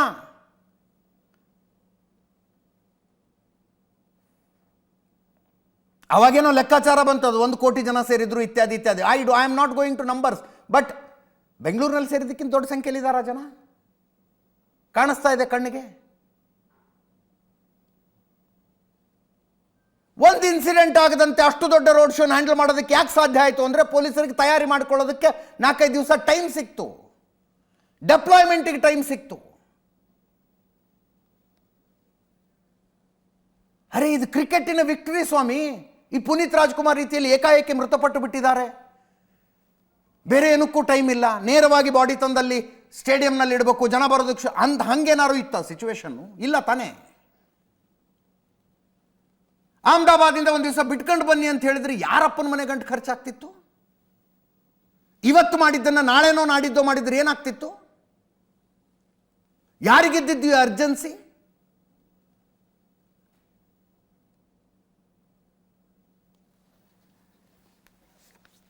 ವಿಚಿತ್ರ ಇದು. ಮುಖ್ಯಮಂತ್ರಿಗಳು ವಿಸಿಬಲಿ ಹಿ ಈಸ್ ಮೂವ್ಡ್, ಅದರ ಬಗ್ಗೆ ನೋ ಡೌಟ್. ಹರ್ಟ್ ಆಗಿದ್ದಾರೆ ಅವರು.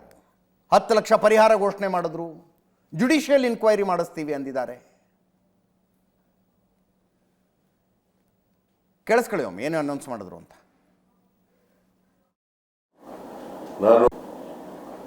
ನಾನು ಸತ್ತ ಕುಟುಂಬದ ವಾರಸುದಾರರಿಗೆ, ಯಾಕಂದರೆ ವಿಶೇಷವಾಗಿ ಹೆಚ್ಚು ಜನ ಸತ್ತಿರೋರು ಎಲ್ಲ ಯುವ ಜನಾಂಗದವ್ರೆ, ಹೆಣ್ಮಕ್ಳು ಗಂಡು ಮಕ್ಕಳು ಎಲ್ಲ ಸತ್ತಿದ್ದಾರೆ. ಹೆಣ್ಮಕ್ಳು ಸತ್ತಿದ್ದಾರೆ, ಗಂಡು ಮಕ್ಕಳು ಸತ್ತಿದ್ದಾರೆ. ಅವರ ಕುಟುಂಬದ ವಾರಸುದಾರರಿಗೆ ಸರ್ಕಾರ 10 ಲಕ್ಷ ರೂಪಾಯಿಗಳನ್ನು ಪರಿಹಾರವಾಗಿ ಕೊಡ್ತೀವಿ.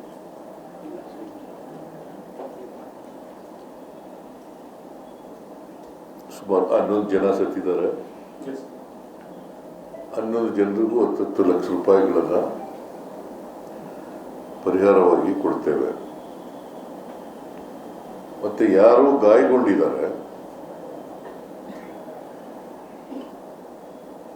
ಅವ್ರಿಗೆಲ್ಲರಿಗೂ ಕೂಡ ಉಚಿತವಾಗಿ ಚಿಕಿತ್ಸೆ ಕೊಡ್ತಕ್ಕಂಥದ್ದನ್ನು ನಾನು ಈಗಾಗಲೇ ಸೂಚನೆ ಕೊಟ್ಟಿದ್ದೀನಿ. ಖಾಸಗಿ ಆಸ್ಪತ್ರೆಯಲ್ಲಿ ಯಾರ್ಯಾರು ಚಿಕಿತ್ಸೆ ಪಡ್ಕೊಂಡಿದ್ದಾರೆ ಅವ್ರಿಗೂ ಕೂಡ ಚಿಕಿತ್ಸೆ ಖರ್ಚನ್ನು ಸರ್ಕಾರನೇ ಭರಿಸ್ತದೆ. ಸರ್ಕಾರಿ ಆಸ್ಪತ್ರೆಗಳಲ್ಲಿ ಅಫ್ಕೋರ್ಸ್ ಬೌರಿಂಗ್ ಹಾಸ್ಪಿಟ್ಲಲ್ಲಿ ಫ್ರೀಯಾಗಿ ಎಲ್ಲರಿಗೂ ಉಚಿತವಾದಂಥ ಚಿಕಿತ್ಸೆ ಕೊಡ್ತೀವಿ. ಎಲ್ಲ ಗಾಯಾಳುಗಳಿಗೆ 33 ಜನ ನನಗೀಗ ಅಂಕಿಅಂಶಗಳ ಪ್ರಕಾರ ಈ ಥರದವು ಅನೇಕ ಸ್ಟ್ಯಾಂಪೀಡ್ಗಳು ನಡೆದಿದ್ದಾವೆ. ನಾನು ನಡೆದಿಲ್ಲ ಅಂತಲ್ಲ, ಇಂಥ ಬೇಕಾದಷ್ಟು ಕಡೆ ನಡೆದಿದ್ದಾವೆ. ಆದರೆ ನಾನು ಎಲ್ಲರೂ ಈಗ ಡಿಫೆಂಡ್ ಮಾಡ್ಕೊಳಕ್ಕೆ ಹೋಗಲ್ಲ.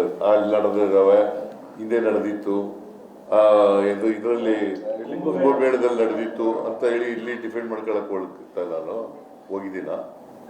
ಕುಂಭಮೇಳದಲ್ಲಿ ಎಷ್ಟು ಒಂದು 50-60 ಜನ ಸತ್ತಿದ್ರು. ಯಾರು ಯಾರು ನಾನು ಟೀಕೆ ಮಾಡಿದ್ದ? ನಾನ್ ಟೀಕೆ ಮಾಡಿದ್ದೇನೆ. ನಾನ್ ಟೀಕೆ ಮಾಡಿದ್ದ? ಯಾರು ಮಾಡಿದ್ದವರು? ಕಾಂಗ್ರೆಸ್ನಿಂದ ಬೇರೆ ನಾನ್ ಮಾಡಿದ್ದ? ನಾನ್ ಮಾಡಿದ್ದಂದ್ರೆ ಸರ್ಕಾರದಿಂದ ಮಾಡಿಲ್ಲ, ಕರ್ನಾಟಕ ಸರ್ಕಾರ. ಈ ತರದವು ಅನೇಕ ಪ್ರಶ್ನೆ ಬಂದದ್ದು ಪತ್ರಕರ್ತರಿಂದ. ಕುಂಭಮೇಳದಲ್ಲಿ ಕಾಲು ತುಳಿತ ಆದಾಗ ನೀವು ಟೀಕೆ ಮಾಡಿದ್ರಿ, ಈಗ ಎಲ್ಲ ಕಡೆ ನಡೀತಾ ಇರ್ತಾವೆ ಬಿಡಿ ಅನ್ನೋ ಥರ ಮಾತಾಡ್ತಿದ್ದೀರಲ್ಲ ಅನ್ನೋ ಥರದ್ದೇನೋ ಪತ್ರಕರ್ತ ಪ್ರಶ್ನೆ ಕೇಳಿದ್ದು. ಆ ವಿಷಯಕ್ಕೆ ಹೋಗೋದು ಬೇಡ ಈಗ. ಕುಂಭಮೇಳದ್ದು ಇದಕ್ಕೂ ಒಂದಕ್ಕೊಂದು ಕಂಪ್ಯಾರಿಸನ್ ಮಾಡೋದು ಬೇಡವಾ? ಭೂಮಿಕ್ ಅಂತ 21 ವರ್ಷದ ಹುಡುಗ ಸತ್ತೋಗಿರೋದು ಕಾಲು ತುಳಿತಕ್ಕೆ ಸಿಕ್ಕು. ಆತನ ತಂದೆ ಅಳ್ತಾ ಇರೋದು ನೋಡಿ ಇಲ್ಲಿ. ಸರ್ ಬೆಳಗ್ಗೆನೂ ಅವ್ರ ಮುಖ ನೋಡ್ಲಿಲ್ಲ ಅಶೋಕ್ ಸರ್, ಬೆಳಗ್ಗೆನೂ ನನ್ನ ಮುಖ ನೋಡಿಲ್ಲ. ಈ ಹೆಂಗೂ ಇಲ್ಲೇ ಆಗಿದ್ದು ಆಗೋಗಿದೆ ಸರ್. ಈ ಕರ್ಕೊಂಡು ಹೋಗ್ತೀನಿ, ಕಳಿಸ್ಕೊಡಿ ಸರ್, ನನ್ನ ಕರ್ಕೊಂಡು ಹೋಗ್ತೀನಿ ಸರ್. ನನ್ನ ಮಗ ಸರ್ ಚಿನ್ನ ಸಾಕಿದೆ ಸರ್. 20 ವರ್ಷ ಆದ್ರೂ ತುತ್ತ ಅನ್ನ ಕೊಟ್ಟು ಕಳಿಸಿದೆ ಸರ್. ನನಗೆ ಒಬ್ಬನೇ ಮಗ ಇದ್ದಿದ್ದೆ ಸರ್. ಯಾರು ಒಂದು ಇಲ್ಲಿ ತನಕ ಒಂದೇ ಒಂದು ವರ್ಡ್ಸ್ ಅವನ ಬಗ್ಗೆ ಮಾತಾಡಂಗಿಲ್ಲ ಸರ್. ಬೆಳಗ್ಗೆನೂ ಅವ್ರ ಮುಖ ನೋಡ್ಲಿಲ್ಲ ಅಶೋಕ್ ಸರ್, ಬೆಳಗ್ಗೆನೂ ನನ್ನ ಮುಖ ನೋಡಿಲ್ಲ. ಈ ಹೆಂಗೂ ಇಲ್ಲೇ ಆಗಿದ್ದು ಆಗೋಗಿದೆ ಸರ್. ಈ ಕರ್ಕೊಂಡು ಹೋಗ್ತೀನಿ, ಕಳಿಸ್ಕೊಡಿ ಸರ್, ನನ್ನ ಕರ್ಕೊಂಡು ಹೋಗ್ತೀನಿ ಸರ್. ನನ್ನ ಮಗ ಸರ್ ಚಿನ್ನ ಸಾಕಿದೆ ಸರ್. ನೀವಿಲ್ಲಿಟ್ಟು ಅವನ್ನ ಅಲ್ಲಿ ಮಲಗಿಸಿ ನನ್ನನ್ನು ಇಲ್ಲಾಗಿ ನಾವು ಒಂದು ಅವರು ಬಿಟ್ಟು ಅವನು ಇರ್ತಿರ್ಲಿಲ್ಲ. ಒಬ್ಬ ಮಗನ ಸಾಕೊಂಡಿದ್ದೀನಿ. 22 ವರ್ಷ ಅವನಿಗೆ ತುತ್ತು ಕೊಟ್ಟು ಸಾಕಿ ಇವತ್ತು ನಿಮ್ಮ ಒಂದು ಧೋರಣೆಯಿಂದ ಇಲ್ಲಿ ಬೀದಿನಲ್ಲಿ ಹೆಣ ಆಗಕ್ಕೆ ಮಾಡಿಬಿಟ್ಟೆ. ನನಗೆ ಕೇಳ್ದೆ ಬಂದಿದ್ದೆ. ದಯವಿಟ್ಟು ಅವನನ್ನ ಇವಾಗನೇ ನನಗೊಂಚೂರು ಮಾಡಿ ಕಳಿಸ್ಕೊಡಿ. ಆಗೋಗ್ಬಿಟ್ಟಿತ್ತೆ. ಬರೋದು ಹೋಗೋದು ನಿಮಗೆ ಎಷ್ಟು ಕೋಟಿ ಜನಗಳಿದ್ದಾರೆ, ನನಗಾಗಲ್ಲ. ನೀವಿಲ್ಲಿಟ್ಟು ಅವನ್ನ ಅಲ್ಲಿ ಮಲಗಿಸಿ ನನ್ನನ್ನು ಇಲ್ಲಾಗಿ ನಾವು ಒಂದು ಅವರು ಬಿಟ್ಟು ಅವನು ಇರ್ತಿರ್ಲಿಲ್ಲ. ಬೇಜಾರಾಗತ್ತಿದೆ ನೋಡ್ತಾ ಇದ್ರೆ. ಆದರೆ ಮಗ ಸತ್ತಿದ್ದು ಯಾವ ವಿಷಯ ಕೇಳಿ? RCB ಟೀಮಿನ ಸೆಲೆಬ್ರೇಷನ್ಗೆ ಅಭಿಮಾನ ಇರ್ಬೇಕ್ರಿ, ಹುಚ್ಚತನಕ್ಕೆ ಹೋಗಬಾರ್ದು. ಯಾರಿಗೋ ಕ್ರಿಕೆಟ್ ಇಷ್ಟ, ಯಾರಿಗೋ ಸಿನಿಮಾ ಇಷ್ಟ. ಅಲ್ಲು ಅರ್ಜುನ್ದ ಪುಷ್ಪ 2 ಸಿನಿಮಾ ರಿಲೀಸ್ ಆಯ್ತಲ್ಲ, ಹೈದರಾಬಾದ್ನಲ್ಲಿ ಅಲ್ಲು ಅರ್ಜುನ್ ಬರ್ತಾನೆ ಅಂತ ನೋಡಕ್ಕೆ ಹೋಗಿದ್ರು. ಅಲ್ಲಿ ಕಾಲು ತುಳಿತ ಆಗಿ ತಾಯಿ ಮಗು ಅನ್ಸುತ್ತೆ, ತಾಯಿ ಮಗು ಸತ್ತೋಗ್ಬಿಟ್ರು. ಏನಕ್ಕೆ? ಅಲ್ಲು ಅರ್ಜುನ್ ನೋಡಬೇಕು ಅಂತ. ತೆಲಂಗಾಣ ಸರ್ಕಾರ ಕೇಸ್ ಜಡಿದು ಅಲ್ಲು ಅರ್ಜುನನ್ ಅರೆಸ್ಟ್ ಮಾಡ್ತು. ಇಲ್ಲಿ ಯಾರನ್ನ ಅರೆಸ್ಟ್ ಮಾಡ್ತಾರೆ ಈಗ? ಇಲ್ಲಿ ಯಾರನ್ನ ಅರೆಸ್ಟ್ ಮಾಡ್ತಾರೆ? ಅಲ್ಲು ಅರ್ಜುನ್ ಮೇಲೆ ಕೇಸ್ ಹಾಕಿದ್ರು. ಸೂಕ್ತ ಭದ್ರತೆ ಇಲ್ಲದೆ ಮೊದಲೇ ಹೇಳದೆ ಬಂದುಬಿಟ್ರಿ ನೀವು. ಜನ ಸೇರ್ಕೊಂಡಿದ್ದಾಗ ಕಾರ್ನಲ್ಲಿ ಕೂತ್ಕೊಂಡು ಸುಮ್ಮನೆ ಹೋಗ್ಬೇಕಾಗಿತ್ತು. ಸನ್ ರೂಫ್ನಲ್ಲಿ ಮೇಲೆ ಎದ್ ಕಡೆ ಕೈ ಆಡಿಸಿದ್ರಿ ಅಂತ ಮನೆಗೆ ಬಂದು ಡ್ರೆಸ್ ಚೇಂಜ್ ಮಾಡ್ತೀನಿ ರೀ, ಒಂದು ಕಾಫಿ ಕುಡ್ಕೊಂಬರ್ತೀನಿ ಅಂದರೂ ಬಿಡಲಿಲ್ಲ ಪೊಲೀಸರು. ನಿಂತ ಕಾಲ ಮೇಲೆ ಹೊರಡ್ಬೇಕೀಗ ಅಂತ ಕರ್ಕೊಂಡು ಹೊರಟ್ರು ಅಲ್ಲು ಅರ್ಜುನನ್ನ. ಅಲ್ಲಿ ತಾಯಿ ಮಗು ಸತ್ತು ಹೋಗಿದ್ದು ಇದೇ ಹುಚ್ಚು ಅಭಿಮಾನಕ್ಕೆ. ಹುಚ್ಚತನ ಅಲ್ವಾ ಇದು? ಇಲ್ಲಿ 11 ಜನ. ಇನ್ನೊಂದ್ಸಲ ಏರ್ಪೋರ್ಟಿಂದ ಬರ್ತಾರಲ್ಲ ಟೀಮು, ಬಸ್ ಹೋಗ್ತಾ ಇರೋ ಫುಟೇಜ್ ಪ್ಲೇ ಮಾಡಿ ಅದನ್ನು. ಏರ್ಪೋರ್ಟಿಂದ ಬಸ್ನಲ್ಲಿ ಇವ್ರು ಹೋಗ್ತಾ ಇದ್ದರೆ ಏನು ಜನ ಸುತ್ತು ಕಡೆ, ಏನು ಅಕ್ಕಪಕ್ಕದಲ್ಲಿ ನಿಂತ್ಕೊಂಡು ಕೈ ಬೀಸೋದು, ಚೀರಾಡೋದು, ಕೂಗಾಡೋದು.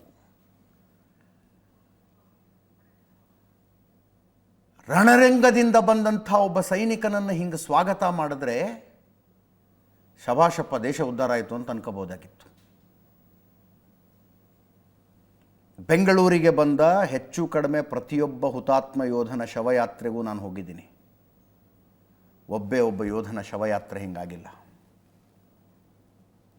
ಯಾರೋ ರೋಡ್ ಸೈಡ್ ಆಕ್ಸಿಡೆಂಟ್ನಲ್ಲಿ ಸತ್ತೋಗಿರ್ತಾರಲ್ಲ ಅಂಥವ್ರ ಬಾಡಿ ಹೋಗುವಾಗ ಅಯ್ಯೋ ಪಾಪ ಅನ್ಕೊಂಡು ನೋಡ್ತಾರಲ್ಲ ಜನ, ಹಂಗೆ ನೋಡ್ಕೊಂಡು ನಿಂತಿರ್ತಾರೆ. ದೇಶದ ದುರಂತ ಅನ್ನೋದೇ ಇನ್ನೇನು ಅನ್ಬೇಕು ಇದಕ್ಕೆ? Is it not? ಗಡಿ ಕಾಯ್ದು ಬಂದಂಥ ಸೈನಿಕ ಅಪರಿಚಿತ ವ್ಯಕ್ತಿಯ ರೀತಿಯಲ್ಲಿ ತನ್ನ ಸುಟ್ಕೇಸ್ ಹಿಡ್ಕೊಂತಾನೆ ಮನೆಗೆ ಹೋಗ್ತಾನೆ ರೀ. ದೇಶದ ಗಡಿ ಕಾದು ಬಂದಿರ್ತಾನೆ ಅವನು.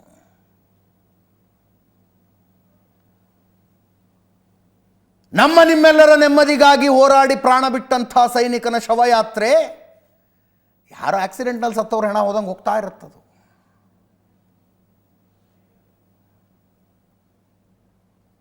ಇವತ್ತಿ ದುರಂತ ಆಗಿದೆ ಅಂತ ನಾನು ಮಾತಾಡ್ತಿರೋದಲ್ಲ ಇದು. This is what I feel every time. ನಮ್ಮ ಜನರ ಪ್ರಯಾರಿಟಿಗಳೇನು ಅಂತ. What are our priorities?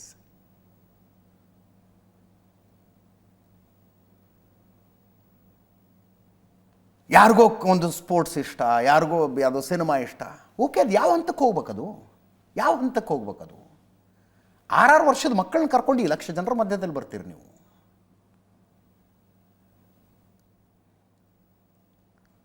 ಇವತ್ತೇ ಈ ಕಾರ್ಯಕ್ರಮವನ್ನು ಆಯೋಜನೆ ಮಾಡಿದಂಥವ್ರು ಪ್ಲೇಯಿಂಗ್ ಟು ದ ಗ್ಯಾಲರಿ ಮಾಡ್ತಿರ್ಲಿಲ್ವಾ? ಯಾರು ಅನ್ನೋದು ಬರಲಿ ಹೊರಗದು ಇನ್ವೆಸ್ಟಿಗೇಷನ್ನಲ್ಲಿ. ಇವತ್ತೇ ಆಗಬೇಕು ಅನ್ನೋ ಪ್ಲಾನ್ ಯಾರ್ದು ಅಂತ.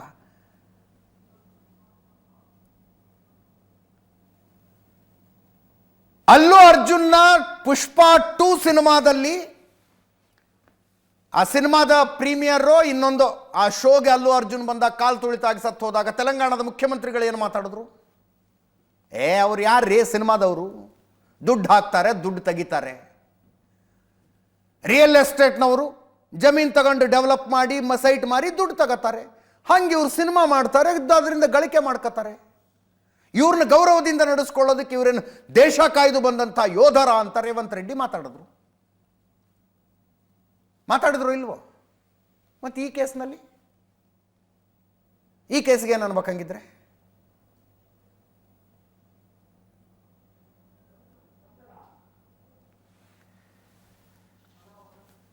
ಕೇಂದ್ರ ಸಚಿವ HD ಕುಮಾರಸ್ವಾಮಿ ಅವರು ಟ್ವೀಟ್ ಮಾಡಿದ್ದಾರೆ. ದುರಂತದ ಹೊಣೆಯನ್ನು ರಾಜ್ಯ ಸರ್ಕಾರ ಹೊತ್ಕೋಬೇಕು. ಸರ್ಕಾರದ ವಿರುದ್ಧ ವಾಗ್ದಾಳಿ ಇರುವುದು ಜನರ ದಾರುಣ ಸಾವು ದಿಗ್ಭ್ರಮೆಯನ್ನು ಉಂಟು ಮಾಡಿದೆ. ಸಿದ್ಧತೆ ಮಾಡಿಕೊಳ್ಳದೇ ಇದ್ದದ್ದೇ ಈ ದುರಂತಕ್ಕೆ ಕಾರಣ ಅಂತ. ಪೂರ್ವ ಸಿದ್ಧತೆ ಮುನ್ನೆಚ್ಚರಿಕೆ ವಹಿಸದೇ ಇರುವುದು ಈ ದುರಂತಕ್ಕೆ ಕಾರಣ. ಗಾಯಾಳುಗಳಿಗೆ ಉತ್ತಮ ಚಿಕಿತ್ಸೆಯನ್ನು ಸರ್ಕಾರ ಕೊಡಿಸಬೇಕು. ಮೃತರ ನೆರವಿಗೆ ತಕ್ಷಣ ಧಾವಿಸಬೇಕು ಅಂತ.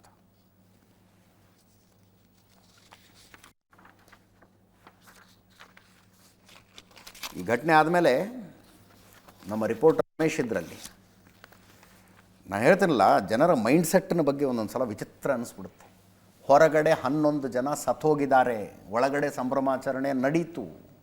ಅದನ್ನು ಮುಗಿಸಿ ಬಂದಂಥವ್ರಿಗೂ ಕೂಡ ನಮ್ಮ ರಿಪೋರ್ಟರ್ ರಮೇಶ್ ನಿಂತ್ಕೊಂಡು ಹೇಳ್ತಿದ್ದಾರಲ್ಲಿ, ಗೊತ್ತಾ ನಿಮಗೆ ಸ್ಟ್ಯಾಂಪಿಡ್ ಆಗಿದೆ, 11 ಜನ ಸತ್ತೋಗಿದ್ದಾರೆ ಅಂದರೆ ಮತ್ತು RCB ಗೆಲುವಿನ ಸಂಭ್ರಮದಲ್ಲೇ ಇದ್ದಾರೆ ಅವರು, ಮತ್ತು RCB ಗೆಲುವಿನ ಸಂಭ್ರಮದಲ್ಲೇ. ನೋಡಿ ಒಂದು ಸಲ ಅದನ್ನು. ಇವತ್ತು ವಿಕ್ಟರಿ ಸೆಲೆಬ್ರೇಷನ್ ಕಾರ್ಯಕ್ರಮಕ್ಕೆ ಚಿನ್ನಸ್ವಾಮಿ ಸ್ಟೇಡಿಯಂಗೆ ಸಾವಿರಾರು ಜನರು ಏಕಾಏಕಿ ಬಂದಿದ್ರಿಂದ ಅದು ಕೂಡ ಲೇಟ್ ಆಗಿ ಒಂದು ಟಿಕೆಟ್ ಅಥವಾ ಪಾಸ್ ಅಂತ ಹೇಳ್ತಾ ಇದ್ದಂತ KCA ಏಕಾಏಕಿ ಸ್ಟೇಡಿಯಂ ಒಳಗಡೆ ಬಿಟ್ಟಂತ ಸಂದರ್ಭದಲ್ಲಿ ಗೇಟ್ಗಳಲ್ಲಿ ನೂಕುನುಗ್ಲಾಗಿರುವಂತದ್ದು, ವಿಶೇಷವಾಗಿ ಗೇಟ್ ನಂಬರ್ 17 ಇಲ್ಲಿ ದೊಡ್ಡ ನೂಕುನುಗ್ಲಾಗಿದೆ. ಇಲ್ಲಿರುವಂತಹ ಬ್ಯಾರಿಕೇಡ್ಗಳು ಕೆಳಗಡೆ ಬಿದ್ದಿದೆ. ಮತ್ತೆ ಇಲ್ಲಿ ಕೆಳಗಡೆ ಬಿದ್ದಂತ ಒಂದಷ್ಟು ಸ್ಲಿಪ್ಪರ್ಗಳು ಜೊತೆಗೆ ಆ ಬ್ಯಾರಿಕೇಡ್ಗಳನ್ನು ನೋಡಿದ್ರೆ ಗೊತ್ತಾಗುತ್ತೆ ಎಷ್ಟರ ಮಟ್ಟಿನ ಕಾಲು ತುಳಿತ ಆಗಿದೆ ಅನ್ನುವಂಥದ್ದು. ಒಂದು ಈವರೆಗೆ ನಮಗೆ ಸಿಗ್ತಂತ ಮಾಹಿತಿ ಪ್ರಕಾರ 11 ಜನ ಸಾವನ್ನಪ್ಪಿದ್ದಾರೆ ಅನ್ನುವಂಥದ್ದು. ಸೊ ಬಹುತೇಕರು ಈ ಗೇಟಲ್ಲಿ ಹೋದಂಥ ಸಂದರ್ಭದಲ್ಲಿ ಆಗಿರುವಂಥ ಘಟನೆಗಳು. ಸೊ ಎಲ್ಲೊಂದು ಕಡೆ ಒಂದು ಮಿಸ್ಮ್ಯಾನೇಜ್ಮೆಂಟ್, ಸರಿಯಾದ ರೀತಿಯಾಗಿ ಒಂದು ನಿರ್ವಹಣೆ ಮಾಡಿದ್ರೆ ಅಥವಾ ಒಂದು ಪಾಸ್ಗಳನ್ನ ತೆಗೆದುಕೊಂಡು ಅವ್ರನ್ನ ಬಿಟ್ಟಿದ್ರೆ ಈ ರೀತಿಯಾದ ಘಟನೆಗಳಾಗ್ತಿರಲ್ಲ. ಒಳಗಡೆ ಹೋದಂಥ ಸಂದರ್ಭದಲ್ಲಿ ಕಾಲು ತುಳಿತ ಆದಂಥ ನೋಡಿದಂಥವ್ರು ಅಥವಾ ಆ ಸಂದರ್ಭದಲ್ಲಿ ಒಳಗೆ ಎಂಟರ್ ಆದವರು ಇದ್ದಾರೆ, ಅವ್ರು ಮಾತಾಡ್ತಾರೆ. ಏನಾಯ್ತು ಸರ್? ಆಕ್ಚುಲಿ ತುಂಬ ಜನ ಜಾಸ್ತಿ ಆಗಿರೋದ್ರಿಂದ ತುಂಬ ಅನುಕೂಲ ಆಗಿತ್ತು. ಕಷ್ಟ ಆಯಿತು ತುಂಬ ಎಲ್ಲರಿಗೂ. ಗಜಾಬಿಜಿ ಆಯಿತು. ಪಾಸ್ ಇದ್ದಿದ್ರೆ ನಮ್ಗೆ ಇದಾಗ್ತಾ ಇತ್ತು, ಇಷ್ಟು ಆಗ್ತಾ ಇದ್ದಿಲ್ಲ. ಅದರಿಂದ ತುಂಬ ಜನ ಬಂದ್ಬಿಟ್ರು. ಎಕ್ಸ್ಪೆಕ್ಟೇಷನ್ ಗೇಟ್ ನಂಬರ್ 21ರಲ್ಲಿ ಹಿಂಗೆ ನಾವು ಒಳಗಡೆ ಬರ್ಬೇಕಾದ್ರೆ ಸಡನ್ ಆಗಿ ಇಬ್ರು ಕಾಲು ಬಿದೋಗಿ ತುಳಿದ್ಬಿಟ್ರು. ಎದ್ದೊಳಕ್ಕೆ ಆಗಲಿಲ್ಲ ಅವರು, ಅಷ್ಟು ಹೀನಾವಾಗಿ ಬಿದ್ದೋದ್ರು. ಅವ್ರು ನಾವು ಹೆಲ್ಪ್ ಮಾಡೋಕ್ಕೂ ಆಗಲಿಲ್ಲ, ಯಾಕಂದ್ರೆ ಜನ ಹಿಂದೆ ಬಂದಿದ್ದ ರೀತಿ ಯಾರನ್ನೂ ನಾವು ಕಾಪಾಡೋಕ್ಕೂ ಆಗಲಿಲ್ಲ. ಆ ಪರಿಸ್ಥಿತಿ ಆಗ್ತಾ ಇತ್ತು. ಆದರೆ ಮುಂದೆ ಹೋದಾಗ ಒಂದು ಗೇಟ್ನ ತಳ್ಕೊಂಡಾದಾಗ ಅಷ್ಟೇ ನಾವು 2 ಸಲ ಬಿದ್ವಿ. ಯಾರೋ ದೇವ್ರದಿಂದ ನಮ್ಮನ್ನ ಕಾಪಾಡಿದ್ರು. ಅದೇ ಒಳಗಡೆ ಹೋಗ್ಬೇಕು ಅನ್ನುವಂಥ ತರಾತುರಿಯಲ್ಲಿ ಒಂದು ಮನುಷ್ಯತ್ವ ಕಳ್ಕೊಂಡಂಗೆ ಮೇಲೆ ತುಳಿದು ಹೌದು, ಮನುಷ್ಯತ್ವ ತುಂಬಾ ಕಳೆದಿದೆ. ಇಲ್ಲಿ ಪಾಸ್ ನೋಡಿ, ಇಲ್ಲಿ ಪಾಸ್ ಉಂಟು. ಪಾಸ್ ಇದ್ದಾಗ ಜನನ ಎಲ್ಲಿ ಬಿಡ್ಬೇಕು ಆ ತರ ಬಿಡ್ಬೇಕು. ಜನ ತುಂಬಾ ನೂಕುಲು. ಪಾಸ್ ಇಲ್ಲಿದೆ. ಪಾಸ್ ಇಂದ ಇದನ್ನೆಲ್ಲೂ ನಮ್ಗೆ ಎಂಟ್ರಿ ಮಾಡಕ್ಕೆ ತೋರಿಸಿಲ್ಲ, ಎಲ್ಲೂ ಮಾಡಿಲ್ಲ. ಸುಮಾರು ಜನ ನಮ್ ಕಣ್ಮುಂದೆ ಅವ್ರು ಬಿದ್ದಾಗ ನಮ್ಗೆ ಎತ್ತಕ್ಕೆ ಆಗ್ತಾ ಇಲ್ಲ, ಎಲ್ಲ ತಳ್ತಾ ಇದ್ದಾರೆ. ತುಂಬಾ ತಪ್ಪಾಗಿದೆ ಸರ್, ತುಂಬಾ ತಪ್ಪಾಗಿದೆ. ಒಂದು ದಿನ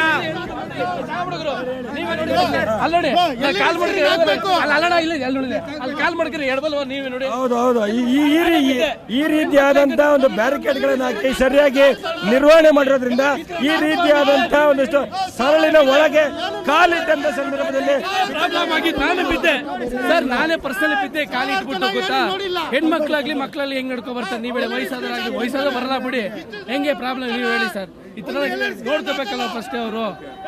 ಅಂದ್ರೆ ಸರಿಯಾಗಿ ಮ್ಯಾನೇಜ್ಮೆಂಟ್ ಮಾಡದೇ ಇರುವಂತದ್ದು ಈ ಘಟನೆ ಕಾರಣ. ಸರ್ ಒಟ್ಟಿಗೆ ಜನ ಬಂದ್ರಲ್ಲ ಸರ್, ಅದೊಂದು ರೀಸನ್ ಇದೆ ಅಲ್ವಾ. ಯಾರಿಗೆ ಎಕ್ಸ್ಪೆಕ್ಟ್ ಮಾಡ್ತಿದ್ರು 3:30ಗೆ ಬಂದ್ಬಿಟ್ರು, 4 ಗಂಟೆಗೆ ಬಂದ್ರು, ಆ ಕಾರಣಕ್ಕಾಗಿದ್ದು. 11 ಗಂಟೆಯಿಂದನೋ 12 ಗಂಟೆಯಿಂದನೋ ನೀಟಾಗಿ ಬಂದವ್ರನ್ನ ವಿಧಾನಸೌಧಕ್ಕೆ ಬಂದ್ಬಿಡ್ತಾರೆ, 4 ಗಂಟೆಗೆ ವಿಧಾನಸೌಧಕ್ಕೆ ಬರ್ತಾರೆ. ಈ ತರ ಹೇಳಿದಾಗ ಯಾರು ತಾನೇ ಗ್ಯಾರಂಟಿ ಆಗಿರ್ತಾರೆ? ಜನ ಎಲ್ಲ ಒಟ್ಟಿಗೆ ಬರ್ತಾರೆ. ಹಿಂದಿನ ದಿನ ಇನ್ಫಾರ್ಮ್ ಮಾಡಿ ಟಿಕೆಟ್ ಈ ಕಡೆ ಇದೆ, ಆನ್ಲೈನ್ ಟಿಕೆಟ್ ತಗೊಳ್ಳಿ, ಆರಾಮಾಗಿ ಬನ್ನಿ, ಈ ತರ ಇನ್ಫಾರ್ಮ್ ಮಾಡಬೇಕು. ನೆಕ್ಸ್ಟ್ ಡೇ ಇಮಿಡಿಯೇಟ್ ಮಾಡಿದ್ದು ತಪ್ಪಾಯ್ತು ಅನ್ಸುತ್ತೆ. ಪ್ರಾಬಬ್ಲಿ ಕರೆಕ್ಟ್ ಅದೇ. ಸಂಡೇ ಇಟ್ಬಿಟ್ಟಿದ್ರೆ ಕರೆಕ್ಟ್ ಆಗಿರೋದು. ಎಲ್ಲ ಮೈಸೂರು ಬೆಂಗಳೂರಿನೆಲ್ಲ ಊರಿಗೆ ಹೋಗ್ಬಿಟ್ಟಿರೋರು ಆರಾಮಾಗಿ ಇಲ್ಲಿರೋ ನೋಡ್ತಿದ್ವಿ. ಇಲ್ಲಿ ಏನು ಇವತ್ತು ಕಾರ್ಯಕ್ರಮವನ್ನು ಆಯೋಜನೆ ಮಾಡಲಾಯಿತು. ಆಯೋಜನೆ ಮಾಡಿದ ಸಂದರ್ಭದಲ್ಲಿ ಸಡನ್ ಆಗಿ ಒಂದು ಪ್ರಿಪರೇಷನ್ ಇಲ್ಲದೆ, ಸರಿಯಾದಂಥ ರೀತಿ ಇಲ್ಲದೆ ಈ ಒಂದು ಆಗಿದ್ದರಿಂದ ಇಲ್ಲಿ ಒಂದು ದೊಡ್ಡ ಅವಘಡಕ್ಕೆ ಕಾರಣ ಆಗಿದೆ. ಸೊ ಇಲ್ಲಿ ಈ ಕ್ಷಣಕ್ಕೂ ಕೂಡ ಈ ಒಂದು ಕಾರ್ಯಕ್ರಮ ಮುಗಿದು ಸುಮಾರು ಒಂದು 2 ಗಂಟೆ ಆಗಿದೆ. ಆದರೂ ಕೂಡ ರಸ್ತೆಯಿಂದ ಸಾಕಷ್ಟು ಜನರು ಹೋಗ್ತಾ ಇಲ್ಲ. ಈ ಕ್ಷಣಕ್ಕೂ ಕೂಡ ಇನ್ನೂ ಇಲ್ಲೇ ಆರ್ ಸಿ ಬಿ ಅನ್ನುವಂಥದ್ದು ಅಭಿಮಾನ ಒಳ್ಳೆಯದು, ಆದರೆ ಇಲ್ಲೊಂದು ರೀತಿ ಹುಚ್ಚು ಅಭಿಮಾನವನ್ನ ಇಲ್ಲಿ ತೋರಿಸ್ತಾ ಇರುವಂತದ್ದು ಕಾಣ್ತಾ ಇದೆ. ಕೆಲವು ಪ್ರಾಣಿಗಳು ಹೋಗಿದೆ. ಇಷ್ಟೆಲ್ಲ ಗೊತ್ತಿದ್ರು ಕೂಡ ಮತ್ತೆ ಮತ್ತೆ ಮತ್ತೆ ಆರ್ ಸಿ ಬಿ ಅನ್ನುವಂಥದ್ದು ಇಲ್ಲೇ ಇರುವಂತದ್ದು. ಪೊಲೀಸರು ಅವ್ರನ್ನ ಕಳಿಸುವಂತ ಪ್ರಯತ್ನ ಮಾಡಿದ್ರು ಕೂಡ ಆಗ್ತಾ ಇಲ್ಲ. ಸೊ ಈ ರೀತಿಯಾದಂತಹ ಅಭಿಮಾನಕ್ಕಿಂತ ಹುಚ್ಚ ಅಭಿಮಾನ ಇವತ್ತು ಕೆಲವು ಪ್ರಾಣಿಗಳನ್ನು ತೆಗೆದುಕೊಂಡಿದೆ ಅಂತ ಕೂಡ ಆಶ್ಚರ್ಯಗಿಲ್ಲ. ಇದು 17ನೇ ಗೇಟ್ ಅಲ್ಲಿ ಒಂದ್ ಕಡೆ ಆದ್ರೆ, ಮತ್ತೊಂದ್ ಕಡೆ ವೈರ್ಲೆಸ್ ಆಫೀಸ್ ಏನಿದೆ ಅಲ್ಲಿ ಕೂಡ ಒಂದಷ್ಟು ಗೇಟ್ಗಳಲ್ಲಿ ಕೂಡ ಈ ರೀತಿ ಗಲಾಟೆಗಳಾಗಿದೆ, ಈ ಘಟನೆಗಳಾಗಿ ಒಂದಷ್ಟು ಸಾವುಗಳಾಗಿದೆ ಅಂತ ಮಾಹಿತಿಗಳು ಸಿಗ್ತಾ ಇರೋದು. ಕ್ಯಾಮರಾಮನ್ ಮಹೇಶ್ ಜೊತೆ ರಮೇಶ್, ಏಷ್ಯನ್ ಸುವರ್ಣ ನ್ಯೂಸ್, ಬೆಂಗಳೂರು. ನೋಡಿ ಅದನ್ನ ನಮ್ಮ ರಿಪೋರ್ಟರ್ಗೆ ಮಾತಾಡಕ್ಕೆ ಬಿಡ್ತಿಲ್ಲ ಅವರು. ಈ ಘಟನೆ ನಡೆಯದೇ ಹೋಗಿದ್ದಾಗ ಆ ಥರದ ಸಂಭ್ರಮಾಚರಣೆ ಐ ಕ್ಯಾನ್ ಅಂಡರ್ಸ್ಟ್ಯಾಂಡ್, ಖುಷಿಯಪ್ಪ ಅದು ಅಂತ. ಕಾಲು ತುಳಿತಕ್ಕೊಳಗಾಗಿ 11 ಜನ ಸತ್ತ ನಂತರದ ಹಾರಾಟ, ಕೂಗಾಟ, ಆರ್ ಸಿ ಬಿ ಘೋಷಣೆ. ಏನಾಗಿದೆ ರೀ ಸಮಾಜಕ್ಕೆ?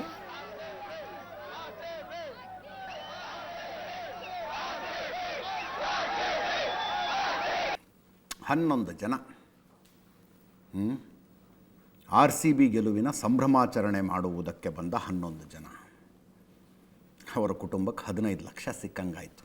10 ಲಕ್ಷ ರಾಜ್ಯ ಸರ್ಕಾರದಿಂದ, 5 ಲಕ್ಷ KSCAಯಿಂದ, ಕರ್ನಾಟಕ ಸ್ಟೇಟ್ ಕ್ರಿಕೆಟ್ ಅಕಾಡೆಮಿಯಿಂದ 5 ಲಕ್ಷ.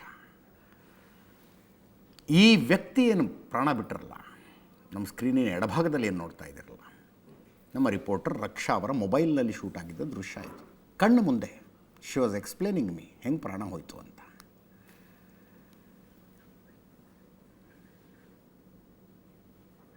ಒಂದು ಸುಮ್ಮನೆ ಲಾಜಿಕಲ್ ಹೇಳ್ತೀನಿ ನಿಮಗೆ, ತಾರ್ಕಿಕವಾದ ಒಂದು ಮಾತನ್ನು ಹೇಳ್ತೀನಿ. ಮನುಷ್ಯನಿಗೆ ಜೀವನದಲ್ಲಿ ಏನು ಬೇಕು? ಎಲ್ಲಕ್ಕಿಂತ ಮುಖ್ಯ ಆಹಾರ ಬೇಕು ಬದುಕೋದಕ್ಕೆ. ಚೆನ್ನಾಗಿ ಬದುಕೋದಕ್ಕೆ ಶಿಕ್ಷಣ ಬೇಕು.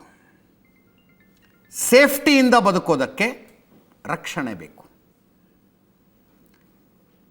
ಆಹಾರ, ಶಿಕ್ಷಣ, ರಕ್ಷಣೆ. ಮನುಷ್ಯನ ಅವಶ್ಯಕತೆಗಳ ಪಟ್ಟಿಯಲ್ಲಿ ಕಟ್ಟ ಕಡೆಯದಾಗಿ ಬರುವುದು ಮನರಂಜನೆ. ಲಾಸ್ಟ್ ರಿಕ್ವೈರ್ಮೆಂಟ್ ಅದು. ಮನಸ್ಸಿಗೊಂದಷ್ಟು ಆಹ್ಲಾದ, ಖುಷಿ. ಈ ಕ್ರಿಕೆಟು, ಸಿನಿಮಾ ಎಲ್ಲವೂ ಮನರಂಜನೆ. ನಮ್ಮ ಜೀವನದಲ್ಲಿ ಅನ್ನ ಕೊಡೋರ್ನ ಹಿಂಗೆ ಗೌರವಿಸೋದಿಲ್ಲ, ಶಿಕ್ಷಣ ಕೊಡೋರ್ನ ಹಿಂಗೆ ಗೌರವಿಸೋದಿಲ್ಲ, ರಕ್ಷಣೆ ಕೊಡೋರ್ನ ಹಿಂಗೆ ಗೌರವಿಸೋದಿಲ್ಲ. ನಮಗೆ ಹುಚ್ಚುತನ ಇರೋದು ಯಾರ ಬಗ್ಗೆ? ನಮಗೆ ಮನರಂಜನೆ ಕೊಡೋರ ಬಗ್ಗೆ ಹುಚ್ಚುತನ ಇರೋದು ಸಿನಿಮಾ, ಕ್ರಿಕೆಟು. ವಿಚಾರ ಮಾಡಿ ನೋಡಿ ಇದನ್ನು. ಸೊಸೈಟಿ ಯಾವ ದಿಕ್ಕಿಗೆ ಹೋಗ್ತಿದೆ ಅಂತ ಅರ್ಥ ಆಗುತ್ತೆ. ಅನ್ನ ಕೊಡುವ ರೈತ, ಆತನ ಬಗ್ಗೆ ಕ್ರೇಜ್ ಇಲ್ಲ.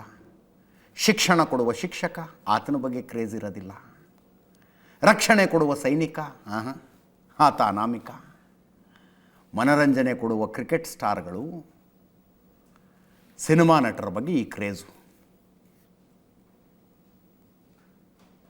ಆವಾಗ ನಿಮ್ಗೆ ಅರ್ಥ ಆಗುತ್ತೆ ಸಮಾಜ ಯಾವ ಕಡೆ ಹೋಗಬೇಕಾಗಿದ್ದು ಯಾವ ಕಡೆ ಹೋಗ್ತಾ ಇದೆ ಅಂತ. ನಮ್ಮ ರಿಪೋರ್ಟರು ಮಾರುತೇಶ್ ವೈದೇಹಿ ಹಾಸ್ಪಿಟಲ್ನಲ್ಲಿದ್ದಾರೆ, ಬೌರಿಂಗ್ ಹಾಸ್ಪಿಟಲ್ನಲ್ಲಿ ಕಿರಣ್ ಇದ್ದಾರೆ. ಮಾರುತೇಶ್ಗೆ ವೈದೇಹಿ ಹಾಸ್ಪಿಟಲ್ ತಲುಪೋದಕ್ಕೆ 1 ತಾಸು ಬೇಕಾಯಿತು. ಐ ವಾಸ್ ಶೌಟಿಂಗ್, ವೈದೇಹಿ ಹಾಸ್ಪಿಟಲಿಂದ ಯಾರೂ ಇಲ್ಲ, ಯಾಕೆ ಯಾಕೆ ಯಾಕೆ ಅಂತ. Because he was struck. Vaidehi ಹಾಸ್ಪಿಟಲ್ನ ಡಾಕ್ಟ್ರು ಹೇಳಿಕೆ ಕೊಟ್ಟರು, 16 ಜನರನ್ನು ಕರ್ಕೊಂಬಂದರು ನಮ್ಮ ಹತ್ರ. 16 ಜನರ ಪೈಕಿ 4 ಜನ ಸತ್ತೋಗ್ಬಿಟ್ಟಿದ್ರು, ಪುಣ್ಯಕ್ಕಿನ್ನು 12 ಜನ ಪ್ರಾಣಾಪಾಯದಿಂದ ಪಾರಾಗಿದ್ದಾರೆ ಅಂತ. 4 ಜನರ ಪೈಕಿ 2 ಐಡೆಂಟಿಟಿ ಗೊತ್ತಾಗಿತ್ತು ಅವಾಗ, ಇನ್ನಿಬ್ಬರದ್ದು ಗೊತ್ತಾಗಿರಲಿಲ್ಲ. ಮಾರುತೇಶ ಗೊತ್ತಾದ್ರ ಇನ್ನಿಬ್ರು ಯಾರು ಅಂತ? ಅಲ್ಲ, ಈಗ 4ರಲ್ಲಿ 3 ಐಡೆಂಟಿಟಿ ಕನ್ಫರ್ಮ್ ಆಗಿದೆ. ಒಂದು ಪೂರ್ಣಚಂದ್ರ, ಇನ್ನೊಂದು ಸಹನಾ, ಜೊತೆಗೆ ಇನ್ನೊಬ್ಬ ಇಂಜಿನಿಯರಿಂಗ್ ವಿದ್ಯಾರ್ಥಿ 19 ವರ್ಷದ ಭೂಮಿಕ್. ಇವರು 3 ಐಡೆಂಟಿಟಿ ಗೊತ್ತಾಗಿದೆ. ಇನ್ನೊಬ್ಬರು ಮೇಲ್ ಮೃತಪಟ್ಟಿರ್ತಕ್ಕಂಥ ಪುರುಷ ಒಬ್ಬರು ಇದ್ದಾರೆ, ಅವರ ಐಡೆಂಟಿಟಿ ಇನ್ನೂ ಗೊತ್ತಾಗ್ತಾ ಇಲ್ಲ. ಪ್ರಜ್ವಲ್ ಅನ್ನುವಂಥ ಹೆಸರಷ್ಟೇ ಗೊತ್ತಾಗ್ತಾ ಇದೆ. ಮತ್ತು ಅವ್ರು ಎಲ್ಲಿನವರು, ಏನು ಪ್ರೊಫೆಷನ್ನು, ಏನು ಅನ್ನೋದ್ರ ಬಗ್ಗೆ ಇನ್ನೂ ಮಾಹಿತಿಗಳು ಲಭ್ಯವಾಗ್ತಾ ಇಲ್ಲ. ಅದನ್ನು ಹುಡುಕುವಂಥ ಪ್ರಯತ್ನಗಳು ಮಾಡ್ತಿದ್ದಾರೆ. ಈಗ ಐಡೆಂಟಿಫಿಕೇಷನ್ ಆಗಿರ್ತಕ್ಕಂಥವರ ಪೈಕಿ ಭೂಮಿಕ್ ಅವರ ತಂದೆ ಮಾಧ್ಯಮಗಳು ಕೂಡ ಮಾತನಾಡಿದರು. ಸೊ ಇದು ಸರ್ಕಾರದ ಅವೈಜ್ಞಾನಿಕ ಆಯೋಜನೆಯಿಂದ ಈ ರೀತಿಯಾದಂತಹ ಘಟನೆ ನಡೀತು. ನನಗೆ ಇದ್ದಂಥದ್ದು ಒಬ್ಬ ಮಗ, 19 ವರ್ಷದವನು, ಇಂಜಿನಿಯರಿಂಗ್ ಓದ್ತಾ ಇದ್ದಂಥವನು, ಮನೇಲಿ ಹೇಳದೆ ಬಂದುಬಿಟ್ಟಿದ್ದ.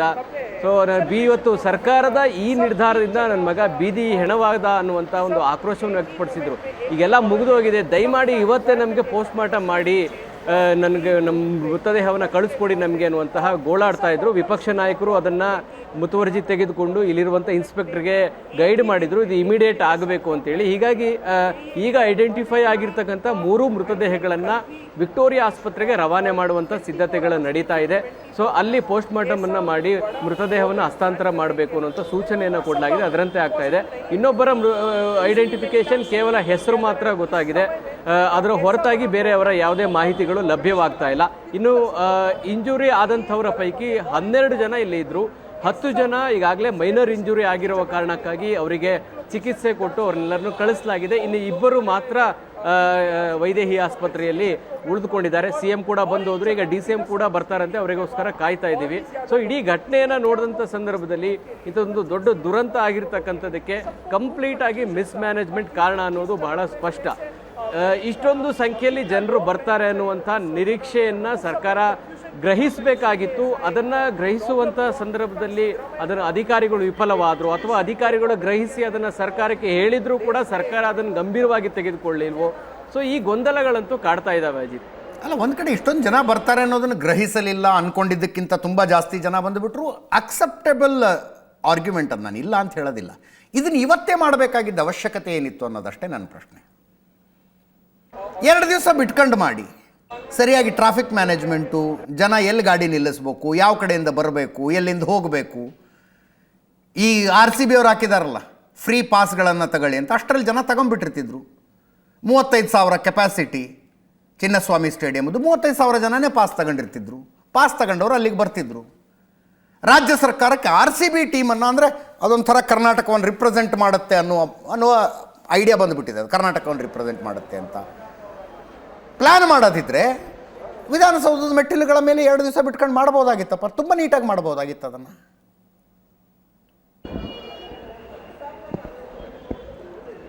ಅಲ್ಲ, ಒಂದು ಕಾರ್ಯಕ್ರಮನ ವೆಲ್ ಪ್ಲಾನರ್ಡ್ ಆಗಿ ಮಾಡಿ ಅದನ್ನು ಎಕ್ಸಿಕ್ಯೂಟ್ ಮಾಡುವಂತಹ ಎಲ್ಲ ಅವಕಾಶಗಳು ಸರ್ಕಾರಕ್ಕೆ ಇತ್ತು. ಸೊ ಇದು ತರಾತುರಿಯಲ್ಲಿ ಯಾಕೆ ಆಯಿತು ಅನ್ನೋದ್ರ ಬಗ್ಗೆ ಇನ್ನೂ ಯಾವುದೇ ಉತ್ತರಗಳಿಲ್ಲ. ರಾತ್ರಿ ವಿಜಯ ಆದಮೇಲೆ, ಅಂದರೆ ಗೆಲುವು ಆದಮೇಲೆ KCA ತಕ್ಷಣಕ್ಕೆ ಸರ್ಕಾರಕ್ಕೆ ಒಂದು ಪತ್ರ ಬರೆದು ರಿಕ್ವೆಸ್ಟನ್ನು ಮಾಡಿದರು. ಸರ್ಕಾರ ಪ್ರಿಪ್ರೇಷನ್ಗೆ ಸೂಚನೆ ಕೊಡ್ತಾ ಏನೋ ಆ ರೀತಿಯಾದ ಪ್ರಿಪ್ರೇಷನ್ಸ್ಗಳು ಕೂಡ ತಯಾರಾಗಿಬಿಡ್ತು. ಆದರೆ ಭದ್ರತೆಯ ವಿಚಾರಕ್ಕೆ ಸಂಬಂಧಪಟ್ಟ ಹಾಗೆ ಮತ್ತು ಈ ಜನರನ್ನು ಬಂದೋದ್ರನ್ನ ನಿಯಂತ್ರಣ ಮಾಡೋದಕ್ಕೆ ನಾವೇನು ವ್ಯವಸ್ಥೆ ಮಾಡ್ಕೊಳ್ಬೇಕಾಗಿತ್ತು ಪೊಲೀಸ್ ಇಲಾಖೆಯಿಂದ ಅನ್ನೋದ್ರ ಬಗ್ಗೆ ಯಾರೂ ಇಲ್ಲ. ಯಾಕಂದರೆ ಎಲ್ಲರೂ ಕೂಡ ಗೆಲುವನ್ನು ವಿಜೃಂಭಿಸೋದು, ಗೆಲುವನ್ನು ಅನುಭವಿಸೋದು, ಗೆಲುವನ್ನು ನೋಡುವಂಥ ಉನ್ಮಾದದಲ್ಲಿ ಇದ್ದರೆ ವಿನಃ ಇಷ್ಟೊಂದು ಜನ ಬಂದು ಆಗಬಹುದಾದಂಥ ಅನಾಹುತಗಳ ಬಗ್ಗೆ ಮತ್ತು ಎಷ್ಟೊಂದು ಜನ ಬಂದರೆ ಆಗಬಹುದಾದಂಥ ಸಮಸ್ಯೆಗಳ ಬಗ್ಗೆ ಒಂದು ಸೂಕ್ಷ್ಮವಾಗಿ ಯೋಚನೆ ಮಾಡಲಿಲ್ವಾ ಅನ್ನುವಂಥದ್ದು. ಯಾಕಂದ್ರೆ ನಾನು ವಿಧಾನಸೌಧದ ಮುಂಭಾಗದಲ್ಲೂ ಕೂಡ ಕವರೇಜ್ ಮಾಡಿದೆ. ಅದಾದಮೇಲೆ VV ಟವರ್ಗೆ ಹೋದೆ. ಅದಾದಮೇಲೆ ಚಿನ್ನಸ್ವಾಮಿ ಸ್ಟೇಡಿಯಂನ ಸರ್ಕಲ್ ಅಲ್ಲಿ, ಅಂದ್ರೆ mean square, everything what ever happen today. Marutesh, ಏನೇನಾಯ್ತು ಅನ್ನೋದನ್ನ ನಿಮ್ಮ ಬಾಯಲ್ಲಿ ಒಂದ್ಸಲ ಕೇಳ್ತೀನಿ. ನೀವು ಹೇಳಿ ಏನೇನಾಯ್ತು ಅಂತ. ವಿಧಾನಸೌಧದ ಮುಂದೆ ಓಕೆ 4:45 ಬಂತು ಈ ಟೀಮು, ಆಮೇಲೆ ಏನೇನಾಯ್ತು? ವಿಧಾನಸೌಧದಲ್ಲಿ 12:15 ಜನ ಬರೋದಕ್ಕೆ ಶುರುವಾದ್ರು. ವಿಧಾನಸೌಧದ ಮುಂಭಾಗದಲ್ಲಿ 12:15 ಜನ ಬರಲಿಕ್ಕೆ ಶುರುವಾದ್ರು. ಹತ್ತತ್ರ 3 ಗಂಟೆ ಅಷ್ಟೊತ್ತಿಗೆ ಇಡೀ ರಸ್ತೆಯಲ್ಲಿ ಬ್ಲಾಕ್ ಆಗ್ಲಿಕ್ಕೆ ಶುರುವಾಯಿತು. ವೆಹಿಕಲ್ಗಳು ಬಂದಾಗ ಅಲ್ಲಿದ್ದಂಥ ಅಭಿಮಾನಿಗಳು ಬಸ್ ಮೇಲೆ BMTC ಬಸ್ಗಳು ಬರ್ತಾ ಇದ್ವು, ಫ್ರೀಯಾಗಿ ಮೂವ್ ಆಗೋಕ್ಕೆ ಸಾಧ್ಯ ಆಗ್ತಾ ಇರಲಿಲ್ಲ. ಆಮೇಲೆ ಅದನ್ನ ಫ್ರೀಯಾಗಿ ಮೂವ್ಮೆಂಟ್ ಮಾಡ್ಲಿಕ್ಕೆ ಅಲ್ಲೇ ಅಲ್ರಿ ಅಟ್ಲೀಸ್ಟ್ ಬಸ್ಗಳಲ್ಲಿ ಬರದೇ ಇರುವಂಗಾದ್ರೂ ನಿಲ್ಲಿಸ್ಲಿಲ್ವಾ ಇವರು? ಅಂದ್ರೆ ಟ್ರಾಫಿಕ್ ನಾರ್ಮಲ್ ಟ್ರಾಫಿಕ್ ಬಿಟ್ಬಿಟ್ರೆ ಅಲ್ಲಿ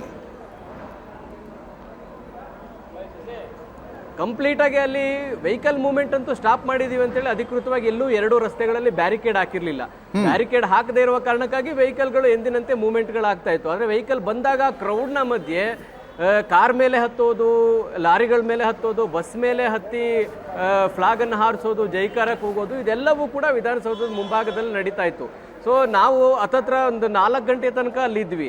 4 ಗಂಟೆ ಅಷ್ಟೊತ್ತಿಗೆ ಕ್ರೌಡ್ ಇನ್ನೂ ಹೆಚ್ಚಾಗಕ್ಕೆ ಶುರುವಾದ ಮೇಲೆ ನಾವು ಆ ಕ್ರೌಡ್ ಮಧ್ಯೆ ಸಿಕ್ಕಾಕೊಂಡ್ರೆ ನಮ್ಮ ಪರಿಸ್ಥಿತಿಯು ಬಹಳ ಕೆಟ್ಟದಾಗಿರುತ್ತೆ ಅನ್ನುವಂಥದ್ದನ್ನು ಅರ್ಥಕೊಂಡು ನಾವು ಕ್ರೌಡಿಂದ ಆಚೆ ಬರೋದಕ್ಕೆ ಶುರು ಮಾಡಿ, ನಮ್ಮ ಕ್ರೌಡಿಂದ ಆಚೆ ಬರೋದಕ್ಕೆ ಕನಿಷ್ಠ ಒಂದು 500 ಮೀಟರ್ ಆಚೆ ಬರೋಕ್ಕೆ ಹತ್ತತ್ರ ನಮಗೆ 30-35 ನಿಮಿಷ ತೆಗೆದುಕೊಳ್ತು. ಸೊ ಅಂದರೆ ಅಷ್ಟು ಪ್ರಮಾಣದ ಕ್ರೌಡ್ ಬರ್ಲಿಕ್ಕೆ ಶುರುವಾಯಿತು. ಅದನ್ನು ಮ್ಯಾನೇಜ್ಮೆಂಟ್ ಮಾಡಲಿಕ್ಕೆ ಡಿಪ್ಲಾಯ್ ಮಾಡಬೇಕಾಗಿದ್ದಂಥ ಪೊಲೀಸ್ ಸಿಬ್ಬಂದಿಗಳಲ್ಲೂ ಕಾಣಲಿಲ್ಲ ಅನ್ನುವಂಥದ್ದು ನಿಜವಾಗ್ಲೂ ಬೇಸರ ತೋರಿಸ್ತು. ಯಾಕೆಂದರೆ ವಿಧಾನಸೌಧದ ಮುಂಭಾಗದಲ್ಲಿ ಏನು ಭಾಳ ಅಲಂಕಾರಿಕ ಗಿಡಗಳನ್ನ ಹಾಕಿದ್ರೆ ಎಲ್ಲ ತುಳಿದು ಗೇಟ್ ಹತ್ತಿ ಬಂದರು. ಸೊ ಅಲ್ಲಿ ಯಾರನ್ನೋ ಅವ್ರನ್ನ ವಾಪಸ್ ಕಳಿಸೋದಕ್ಕೆ ಸಾಧ್ಯವೇ ಆಗ್ತಾ ಇರಲಿಲ್ಲ. ಮಾಧ್ಯಮಗಳು ಕ್ಯಾಮ್ರಾ ಅಡ್ಡ ಆಗ್ತಾ ಇದೆ ಅಂತೇಳಿ ಅವ್ರ ಮೇಲೆ ಕಲ್ಲು ತೂರೋದು, ಅಲ್ಲಿದ್ದಂಥ ಗಿಡಗಳನ್ನು ಕಿತ್ತು ಅವ್ರ ಮಾಧ್ಯಮಗಳ ಮೇಲೆ ಎಸೆಯೋದು, ಚಪ್ಪಲಿ ಎಸೆದಂಥ ಉದಾಹರಣೆಗಳು ಕೂಡ ಇದಾವೆ ಅಜಿತ್. ಅಷ್ಟರ ಮಟ್ಟಿಗೆ RCB ಅಭಿಮಾನಿಗಳ ವರ್ತನೆ ಅಷ್ಟು ಅತಿರೇಕಕ್ಕೆ ಹೋಗಿತ್ತು. ಅದಾದ್ಮೇಲೆ ಚಿನ್ನಸ್ವಾಮಿ ಸ್ಟೇಡಿಯಂನಿಂದ ಆಯ್ತು ಸ್ಟೇಜ್ ಮೇಲೆ ಬರ್ತಾರೆ ಅನ್ನೋ ಕಾರಣ ಸ್ಟೇಜ್ ಮೇಲೆ ರಾಜ್ಯ ಸರ್ಕಾರದ ಕಡೆಯಿಂದ RCBಗೆ ಸನ್ಮಾನ ಅಲ್ವಾ ಇದು? ಅಲ್ಲ ಸ್ಟೇಜ್ ಯಾರ್ಯಾರಿದ್ರು ಸ್ಟೇಜ್ ಮೇಲೆ? ಹೌದು ಅಲ್ಲ CM, DCM, ಗೃಹ ಸಚಿವರು ಇದ್ರು, ರಾಜ್ಯಪಾಲರು ಇದ್ರು, ಮತ್ತು ಅವರ ಫ್ಯಾಮಿಲಿಗಳು ಮತ್ತು ಅವರು ಬೇಕಾದಂಥವ್ರು ಇದ್ರು, ರಾಜ್ಯಪಾಲರು ಕೂಡ ಇದ್ರು. ಸೊ ಅಂದರೆ ಬೇರೆ ಯಾರ್ಯಾರಿಗೂ ಅವಕಾಶಗಳು ಇರಲಿಲ್ಲ. ಸೊ ಆಮೇಲೆ ಇದೊಂದು ವ್ಯವಸ್ಥಿತವಾಗಿ ಆಗಬೇಕಾಗಿದ್ದಂಥ ಕಾರ್ಯಕ್ರಮವು ಕಂಪ್ಲೀಟಾಗಿ ಅಬ್ರಪ್ಟ್ ಆಗಲಿಕ್ಕೆ ಶುರುವಾಯಿತು. ಕ್ಯಾಮ್ರಾಗಳಿಗೆ ಕಣ್ಣಿಗೆ ಅವ್ರು ಏನು ಮಾಡ್ತಾ ಇದ್ದಾರೆ, ಸನ್ಮಾನ ಮಾಡ್ತಾ ಇದ್ದಾರೋ, ಹಾರ ಹಾಕ್ತಾ ಇದ್ದಾರೋ, ಏನಾಗ್ತಾ ಇದ್ದಾರೋ ಅನ್ನೋದು ಕಂಪ್ಲೀಟ್ ಕಾಣಲಿಲ್ಲ. ಎಲ್ಲರೂ ಕೂಡ ಒಮ್ಮೆಲೆ ಸ್ಟೇಜ್ಗೆ ಬಂದು ಮುತ್ಕೊಂಡ್ರು. ಅಲ್ಲಿಯೂ ಕೂಡ ಅಧ್ವಾನ ಆಯಿತು. ಕ್ಯಾಮ್ರಾಗಳು ಹಾಕಿದ್ದು ಕೂಡ ವೇಸ್ಟ್ ಅನ್ನುವ ಮಟ್ಟಿಗೆ ನಮ್ಮ ಕ್ಯಾಮ್ರಾದಲ್ಲಿ ಆ ಥರದ ಒಂದು ಫ್ರೇಮ್ ಕಾಣಿಸ್ತಾ ಇತ್ತು. ಅದು ಮುಗಿದ ಮೇಲೆ ಮಳೆ ಶುರುವಾಯಿತು. ಅಲ್ಲಿದ್ದಂಥ ಕ್ರೌಡ್ ಎಲ್ಲ ಹೊರಡ್ಲಿಕ್ಕೆ ಶುರುವಾದರು. ಆ ಕ್ರೌಡ್ ಹೊರಡಲಿಕ್ಕೆ ಶುರುವಾದಾಗ ರಾಜಭವನದ ಮಾರ್ಗವಾಗಿ ಹೋಗ್ತಾ ಇದ್ದಂತಹ ವೆಹಿಕಲ್ಗಳ ಮೂವ್ಮೆಂಟ್ ಕೂಡ ಸ್ಟಾಪ್ ಆಗ್ಲಿಕ್ಕೆ ಶುರುವಾಯಿತು. ಅಲ್ಲಿ 2 ಆಂಬ್ಯುಲೆನ್ಸ್ಗಳು ಸಿಕ್ಕಾಕೊಂಡ್ವು. ಅಲ್ಲಿ ಆಂಬ್ಯುಲೆನ್ಸ್ಗಳ ಸೈರನ್ ಕೇಳಿ ಸಾಕಾಗಿ ಅವರು ಹತ್ತತ್ರ ಒಂದು ಮುಕ್ಕಾಲು ಗಂಟೆ ಅಲ್ಲೇ ಟ್ರಾಫಿಕ್ನಲ್ಲೇ ಜಾಮ್ ಆಗುವಂಥ ಪರಿಸ್ಥಿತಿ ಆಯಿತು. ಯಾವ ರೋಡ್ನಲ್ಲಿ ಅವರು ರೋಡ್ ಶೋ ಮಾಡ್ಕೊಂಡು ಬರಬೇಕಾಗಿತ್ತೋ ಆ ರೋಡ್ ಶೋ ಕೂಡ ಕೊನೆಗೆ ರದ್ದು ಮಾಡಿ ಕಬ್ಬನ್ ಪಾರ್ಕ್ನ ಒಳಗಡೆಯಿಂದ ಕಸ್ತೂರ್ಬಾ ರಸ್ತೆಗೆ ಬಂದು ಆನಂತರ ಸ್ಟೇಡಿಯಂ ರೀಚ್ ಆಗಬೇಕಾದಂತಹ ಪರಿಸ್ಥಿತಿ ನಿರ್ಮಾಣ ಆಯಿತು. ಅಂದರೆ ಇಡೀ ಈ 2 ಭಾಗದಲ್ಲೂ ಕೂಡ ಪೊಲೀಸ್ನ ಡಿಪ್ಲಾಯ್ಮೆಂಟ್ ಆಗಲಿ ಅಥವಾ ಅವರ ಜನರನ್ನ ಕ್ರೌಡನ್ನು ಕಂಟ್ರೋಲ್ ಮಾಡುವಂಥ ಪ್ರಯತ್ನಗಳಾಗಲಿ ಅದು ಯಾವುದೂ ಆಗಿಲ್ಲ ಅನ್ನೋದಂತೂ ಭಾಳ ಸ್ಪಷ್ಟವಾಗಿ ನಾವು ಕಣ್ಣೆದುರಿಗೆ ನೋಡಿದ್ದೀವಿ ಅಜಿತ್. ಅಲ್ಲಿಂದ ನೀವು ಸ್ಟೇಡಿಯಂಗೆ ಹೋದ್ರಿ ಅಲ್ವಾ?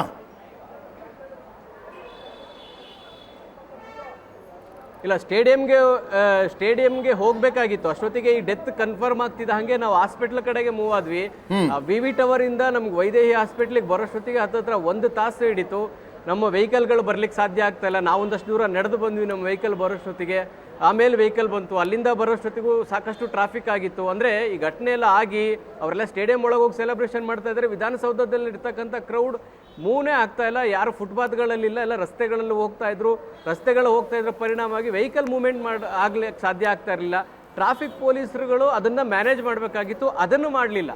ಸೊ ಅದೂ ಕೂಡ ಈಗ ಸಾರ್ವಜನಿಕರಿಗೂ ಜನ ಬಂದಿದ್ದವ್ರಿಗೆ ತೊಂದರೆ ಅಲ್ಲ, ಹೋಗುವಂಥ ಸಾರ್ವಜನಿಕರಿಗೂ ತೊಂದರೆ, ಆಂಬುಲೆನ್ಸ್ಗಳಿಗೂ ತೊಂದರೆ, BMTCಯಲ್ಲಿ ಹೋಗ್ತಾ ಇದ್ದಂಥವ್ರಿಗೂ ತೊಂದರೆ, ಕೆಲಸ ಮುಗಿಸಿ ಮನೆಗೆ ಹೋಗ್ತಿರುವಂಥವ್ರಿಗೂ ತೊಂದರೆ, ಎಲ್ಲ ರೀತಿಯಲ್ಲೂ ಕೂಡ ಸಮಸ್ಯೆ ಅಲ್ಲಿ ಉದ್ಭವ ಆಗಿತ್ತು ಅನ್ನೋದ್ರಲ್ಲಿ 2 ಮಾತಿಲ್ಲ. ಮತ್ತು ಇಲ್ಲಿ ಗಾಯಾಳುಗಳು ಹೇಳ್ತಾ ಇರೋ ಪ್ರಕಾರ ಅಲ್ಲಿಗೆ ಆಂಬುಲೆನ್ಸ್ ಕೂಡ ಬರೋಕ್ಕಾಗ್ತಿಲ್ಲ. ಯಾರಿಗಾರು ಎಮರ್ಜೆನ್ಸಿ ಇದೆ ತಕ್ಷಣಕ್ಕೆ ಅವ್ರನ್ನ ಆಸ್ಪತ್ರೆಗೆ ಕರ್ಕೊಂಡು ಹೋಗೋಣ, ಈ ಕಾಲು ತುಳಿತದಲ್ಲಿ ಸಿಲ್ಕೊಂಡಿರೋರಿಗೆ ಅದು ಸಾಧ್ಯವಾಗ್ತಾ ಇಲ್ಲ. ಪೊಲೀಸ್ ವಾಹನಗಳು ಅಲ್ಲಿ ಯಾವ ವಾಹನಗಳು ಸಿಗ್ತಾ ಇತ್ತು ಆ ವಾಹನಗಳಲ್ಲಿ ನೀವು ಅಲ್ಲೆಲ್ಲಾದ್ರೂ ಪ್ರಿಪೇರ್ಡ್ ಸ್ಥಿತಿಯಲ್ಲಿ ಆಂಬ್ಯುಲೆನ್ಸ್ಗಳನ್ನ ನೋಡಿದ್ರ? ಅಷ್ಟು ಜನ ಸೇರಿದಾಗ ಒಂದು ಫೈರ್ ಬ್ರಿಗೇಡ್ನ ಗಾಡಿ, ಒಂದು ಆಂಬ್ಯುಲೆನ್ಸ್ಗಳು, ಒಂದಷ್ಟು ಆಂಬ್ಯುಲೆನ್ಸ್ಗಳು, ಎವ್ರಿಥಿಂಗ್ ಶುಡ್ ಬಿ ದೇರ್. ಏನಾರು ಇದ್ವಾ ಅಲ್ಲಿ ಮುಂಚೆ, ಘಟನೆ ಆಗೋದಕ್ಕಿಂತ ಮುಂಚೆ? ಇಲ್ಲ, ಯಾವುದು ಕಾಣಿಸ್ಲಿಲ್ಲ. ಯಾಕಂದ್ರೆ ನಾನು ವಿಧಾನಸೌಧದ ಮುಂಭಾಗದ ಸುಮಾರು ಒಂದು 600-700 ಮೀಟರ್ನ VV ಟವರ್ನ ಟಾಪ್ ಆ್ಯಂಗಲ್ ಶಾಟ್ನಿಂದ ಕಂಪ್ಲೀಟಾಗಿ ಎಲ್ಲ ರೆಕಾರ್ಡ್ ಮಾಡಿದ್ವಿ. ಅಲ್ಲಿ ಎಲ್ಲಿಯೂ ಈ ಥರದ ಒಂದು ಎಮರ್ಜೆನ್ಸಿ ಆದಂಥ ಸಂದರ್ಭದಲ್ಲಿ ರೆಸ್ಕ್ಯೂಗೆ ಬೇಕಾದಂಥ ಆಂಬ್ಯುಲೆನ್ಸ್ಗಳಾಗಲಿ, ಫೈರ್ ಇಂಜನ್ಗಳಾಗಲಿ ಅಲ್ಲಿ ಯಾವುದೂ ಕಾಣಲಿಲ್ಲ. ಈ ಕಡೆ ಸ್ಟೇಡಿಯಂನ ಕಡೆಯಿಂದ ಮೀನ್ ಸ್ಕ್ವೇರ್ ಭಾಗದ ಸಂಪೂರ್ಣ ಚಿತ್ರಣ ನಮಗೆ ಕಾಣಿಸ್ತಾ ಇತ್ತು. ಸೊ ಅಲ್ಲಿಯೂ ಕೂಡ ಎಲ್ಲೂ ಕಾಣಿಸ್ತಿಲ್ಲ. ಅಂದರೆ ಪ್ರಿಪ್ರೇಷನ್ ಮಾಡ್ಕೊಳ್ಳೋದಕ್ಕೆ ಇವರಿಗೆ ಟೈಮ್ ಸಿಗಲಿಲ್ವೋ ಅಥವಾ ಆ ಡಿಪ್ಲಾಯ್ಮೆಂಟ್ ಮಾಡ್ಕೊಳ್ಳೋದಕ್ಕೆ ಅವ್ರಿಗೆ ಆಗಲಿಲ್ವೋ, ಎಲ್ಲರೂ ಸಂಭ್ರಮದಲ್ಲೇ ಮುಳುಗೋದ್ರು. ಆದರೆ ಈ ಸಂಭ್ರಮಕ್ಕೆ ಬರುವಂಥ ಜನರನ್ನ ಹೇಗೆ ಹ್ಯಾಂಡಲ್ ಮಾಡಬೇಕು ಅನ್ನೋದ್ರ ಬಗ್ಗೆ ಯಾರೂ ಗಂಭೀರವಾಗಿ ತೆಗೆದುಕೊಳ್ಳಿಲ್ವೋ. ಸೊ ಆ ಥರದ್ದೆಲ್ಲ ಪ್ರಶ್ನೆಗಳಿದ್ದಾವೆ ಅಜಿತ್. ನೀವು ವಿಧಾನಸೌಧದಲ್ಲಿ ಏನು ನಿಂತ್ಕೊಂಡು ಇಡೀ ಇವೆಂಟ್ ನೋಡ್ತಾ ಇದ್ರಲ್ಲ, ಆ ಟೈಮ್ನಲ್ಲಿ ಚಿನ್ನಸ್ವಾಮಿ ಸ್ಟೇಡಿಯಂ ಒಳಗೆ ಜನರನ್ನು ಬಿಟ್ಟಿರಲೇ ಇಲ್ಲ ಅಲ್ವಾ? ಖಂಡಿತ. ನಾವು ವಿಧಾನಸೌಧಕ್ಕೆ RCB ಆಟಗಾರರಿದ್ದಂತಹ ವೆಹಿಕಲ್ ಬಂದು ಅವರೆಲ್ಲ ಸ್ಟೇಜಿಗೆ ಹೋಗ್ತಾ ಇದ್ದಾರೆ. ನಾವು ಇನ್ನೊಂದು ಭಾಗದಲ್ಲಿ ಸ್ಟೇಡಿಯಂನ ಒಳಗಡೆ ಖಾಲಿ ಚೇರ್ ಇರ್ತಕ್ಕಂಥ ದೃಶ್ಯಾವಳಿಗಳು ಕೂಡ ನಮ್ಗೆ ಕಾಣಿಸ್ತಾ ಇತ್ತು. ಅಂದರೆ ಈಗ ಯಾವುದೇ IPL ಮ್ಯಾಚ್ ನಡೀಲಿ 7:30 ಮ್ಯಾಚ್ ಶುರುವಾಗ್ತಾ ಇತ್ತು, ಕನಿಷ್ಠ 5:30 ಒಳಗಡೆ ಬಿಡ್ಲಿಕ್ಕೆ ಶುರು ಮಾಡ್ತಾ ಇತ್ತು. ಆಮೇಲೆ ಇಡೀ ಸ್ಟೇಡಿಯಂಗೆ ಎಲ್ಲಾ ದಿಕ್ಕುಗಳಿಂದಲೂ ಎಂಟ್ರೆನ್ಸ್ ಇದೆ, ಎಲ್ಲಾ ದಿಕ್ಕುಗಳಿಂದಲೂ ಜನರನ್ನು ಬಿಡ್ತಾರೆ.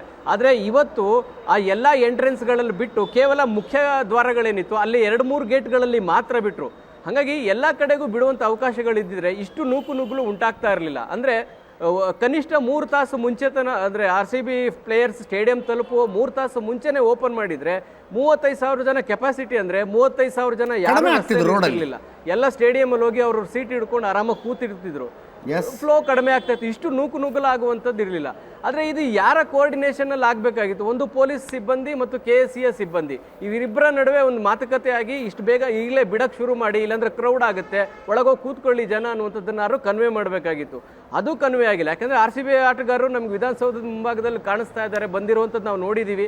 ಆದ್ರೆ ಇಲ್ಲಿ ಇನ್ನೂ ಒಳಗಡೆ ಕ್ರೌಡ್ ಇದು ಸ್ಟೇಡಿಯಂ ಒಳಗಡೆ ಇರ್ತಕ್ಕಂಥ ಚೇರ್ಗಳು ನೋಡ್ತಾ ಇದ್ವಿ. ಅಂದ್ರೆ ನೀವು ಹೊರಗಡೆ ಬಿಟ್ಟಿದ್ರೆ ಜನ ಫುಲ್ ಆಗಿ ಕುಳಿತುಕೊಳ್ತಾ ಇದ್ರು, ಫ್ಲೋನೇ ಇರ್ತಿರ್ಲಿಲ್ಲ. ಸೊ ಅದು ಒಂದು ಸಣ್ಣ ಒಂದು ಮುನ್ಸೂಚನೆ ಇರ್ಲಿಲ್ವಾ? ಅಂದ್ರೆ ಸಣ್ಣದೊಂದು ಪ್ಲಾನ್ ಕೂಡ ಮಾಡ್ಕೊಳ್ಳಿಲ್ವಾ ಪೊಲೀಸ್ ಸಿಬ್ಬಂದಿಗಳಾಗ್ಲಿ ಅಥವಾ ಡಿಪ್ಲಾಯ್ಮೆಂಟ್ ಮಾಡಿ? ಇಲ್ಲಿ ವಿಧಾನಸೌಧದ ಮೆಟ್ಲ ಮೇಲೆ ಇವೆಂಟ್ ನಡೀತಾ ಇರುವಾಗ ಅಲ್ಲಿ ಚಿನ್ನಸ್ವಾಮಿ ಸ್ಟೇಡಿಯಂನ ಗೇಟ್ಗಳನ್ನು ಓಪನ್ ಮಾಡಿಬಿಟ್ಟಿದ್ರೆ ಈ ಅಧ್ವಾನ ನಡೀತಾ ಇರಲಿಲ್ಲ. ಇಮ್ಯಾಜಿನ್ ದ ಟೈಮಿಂಗ್, 5 ಗಂಟೆಗೆ.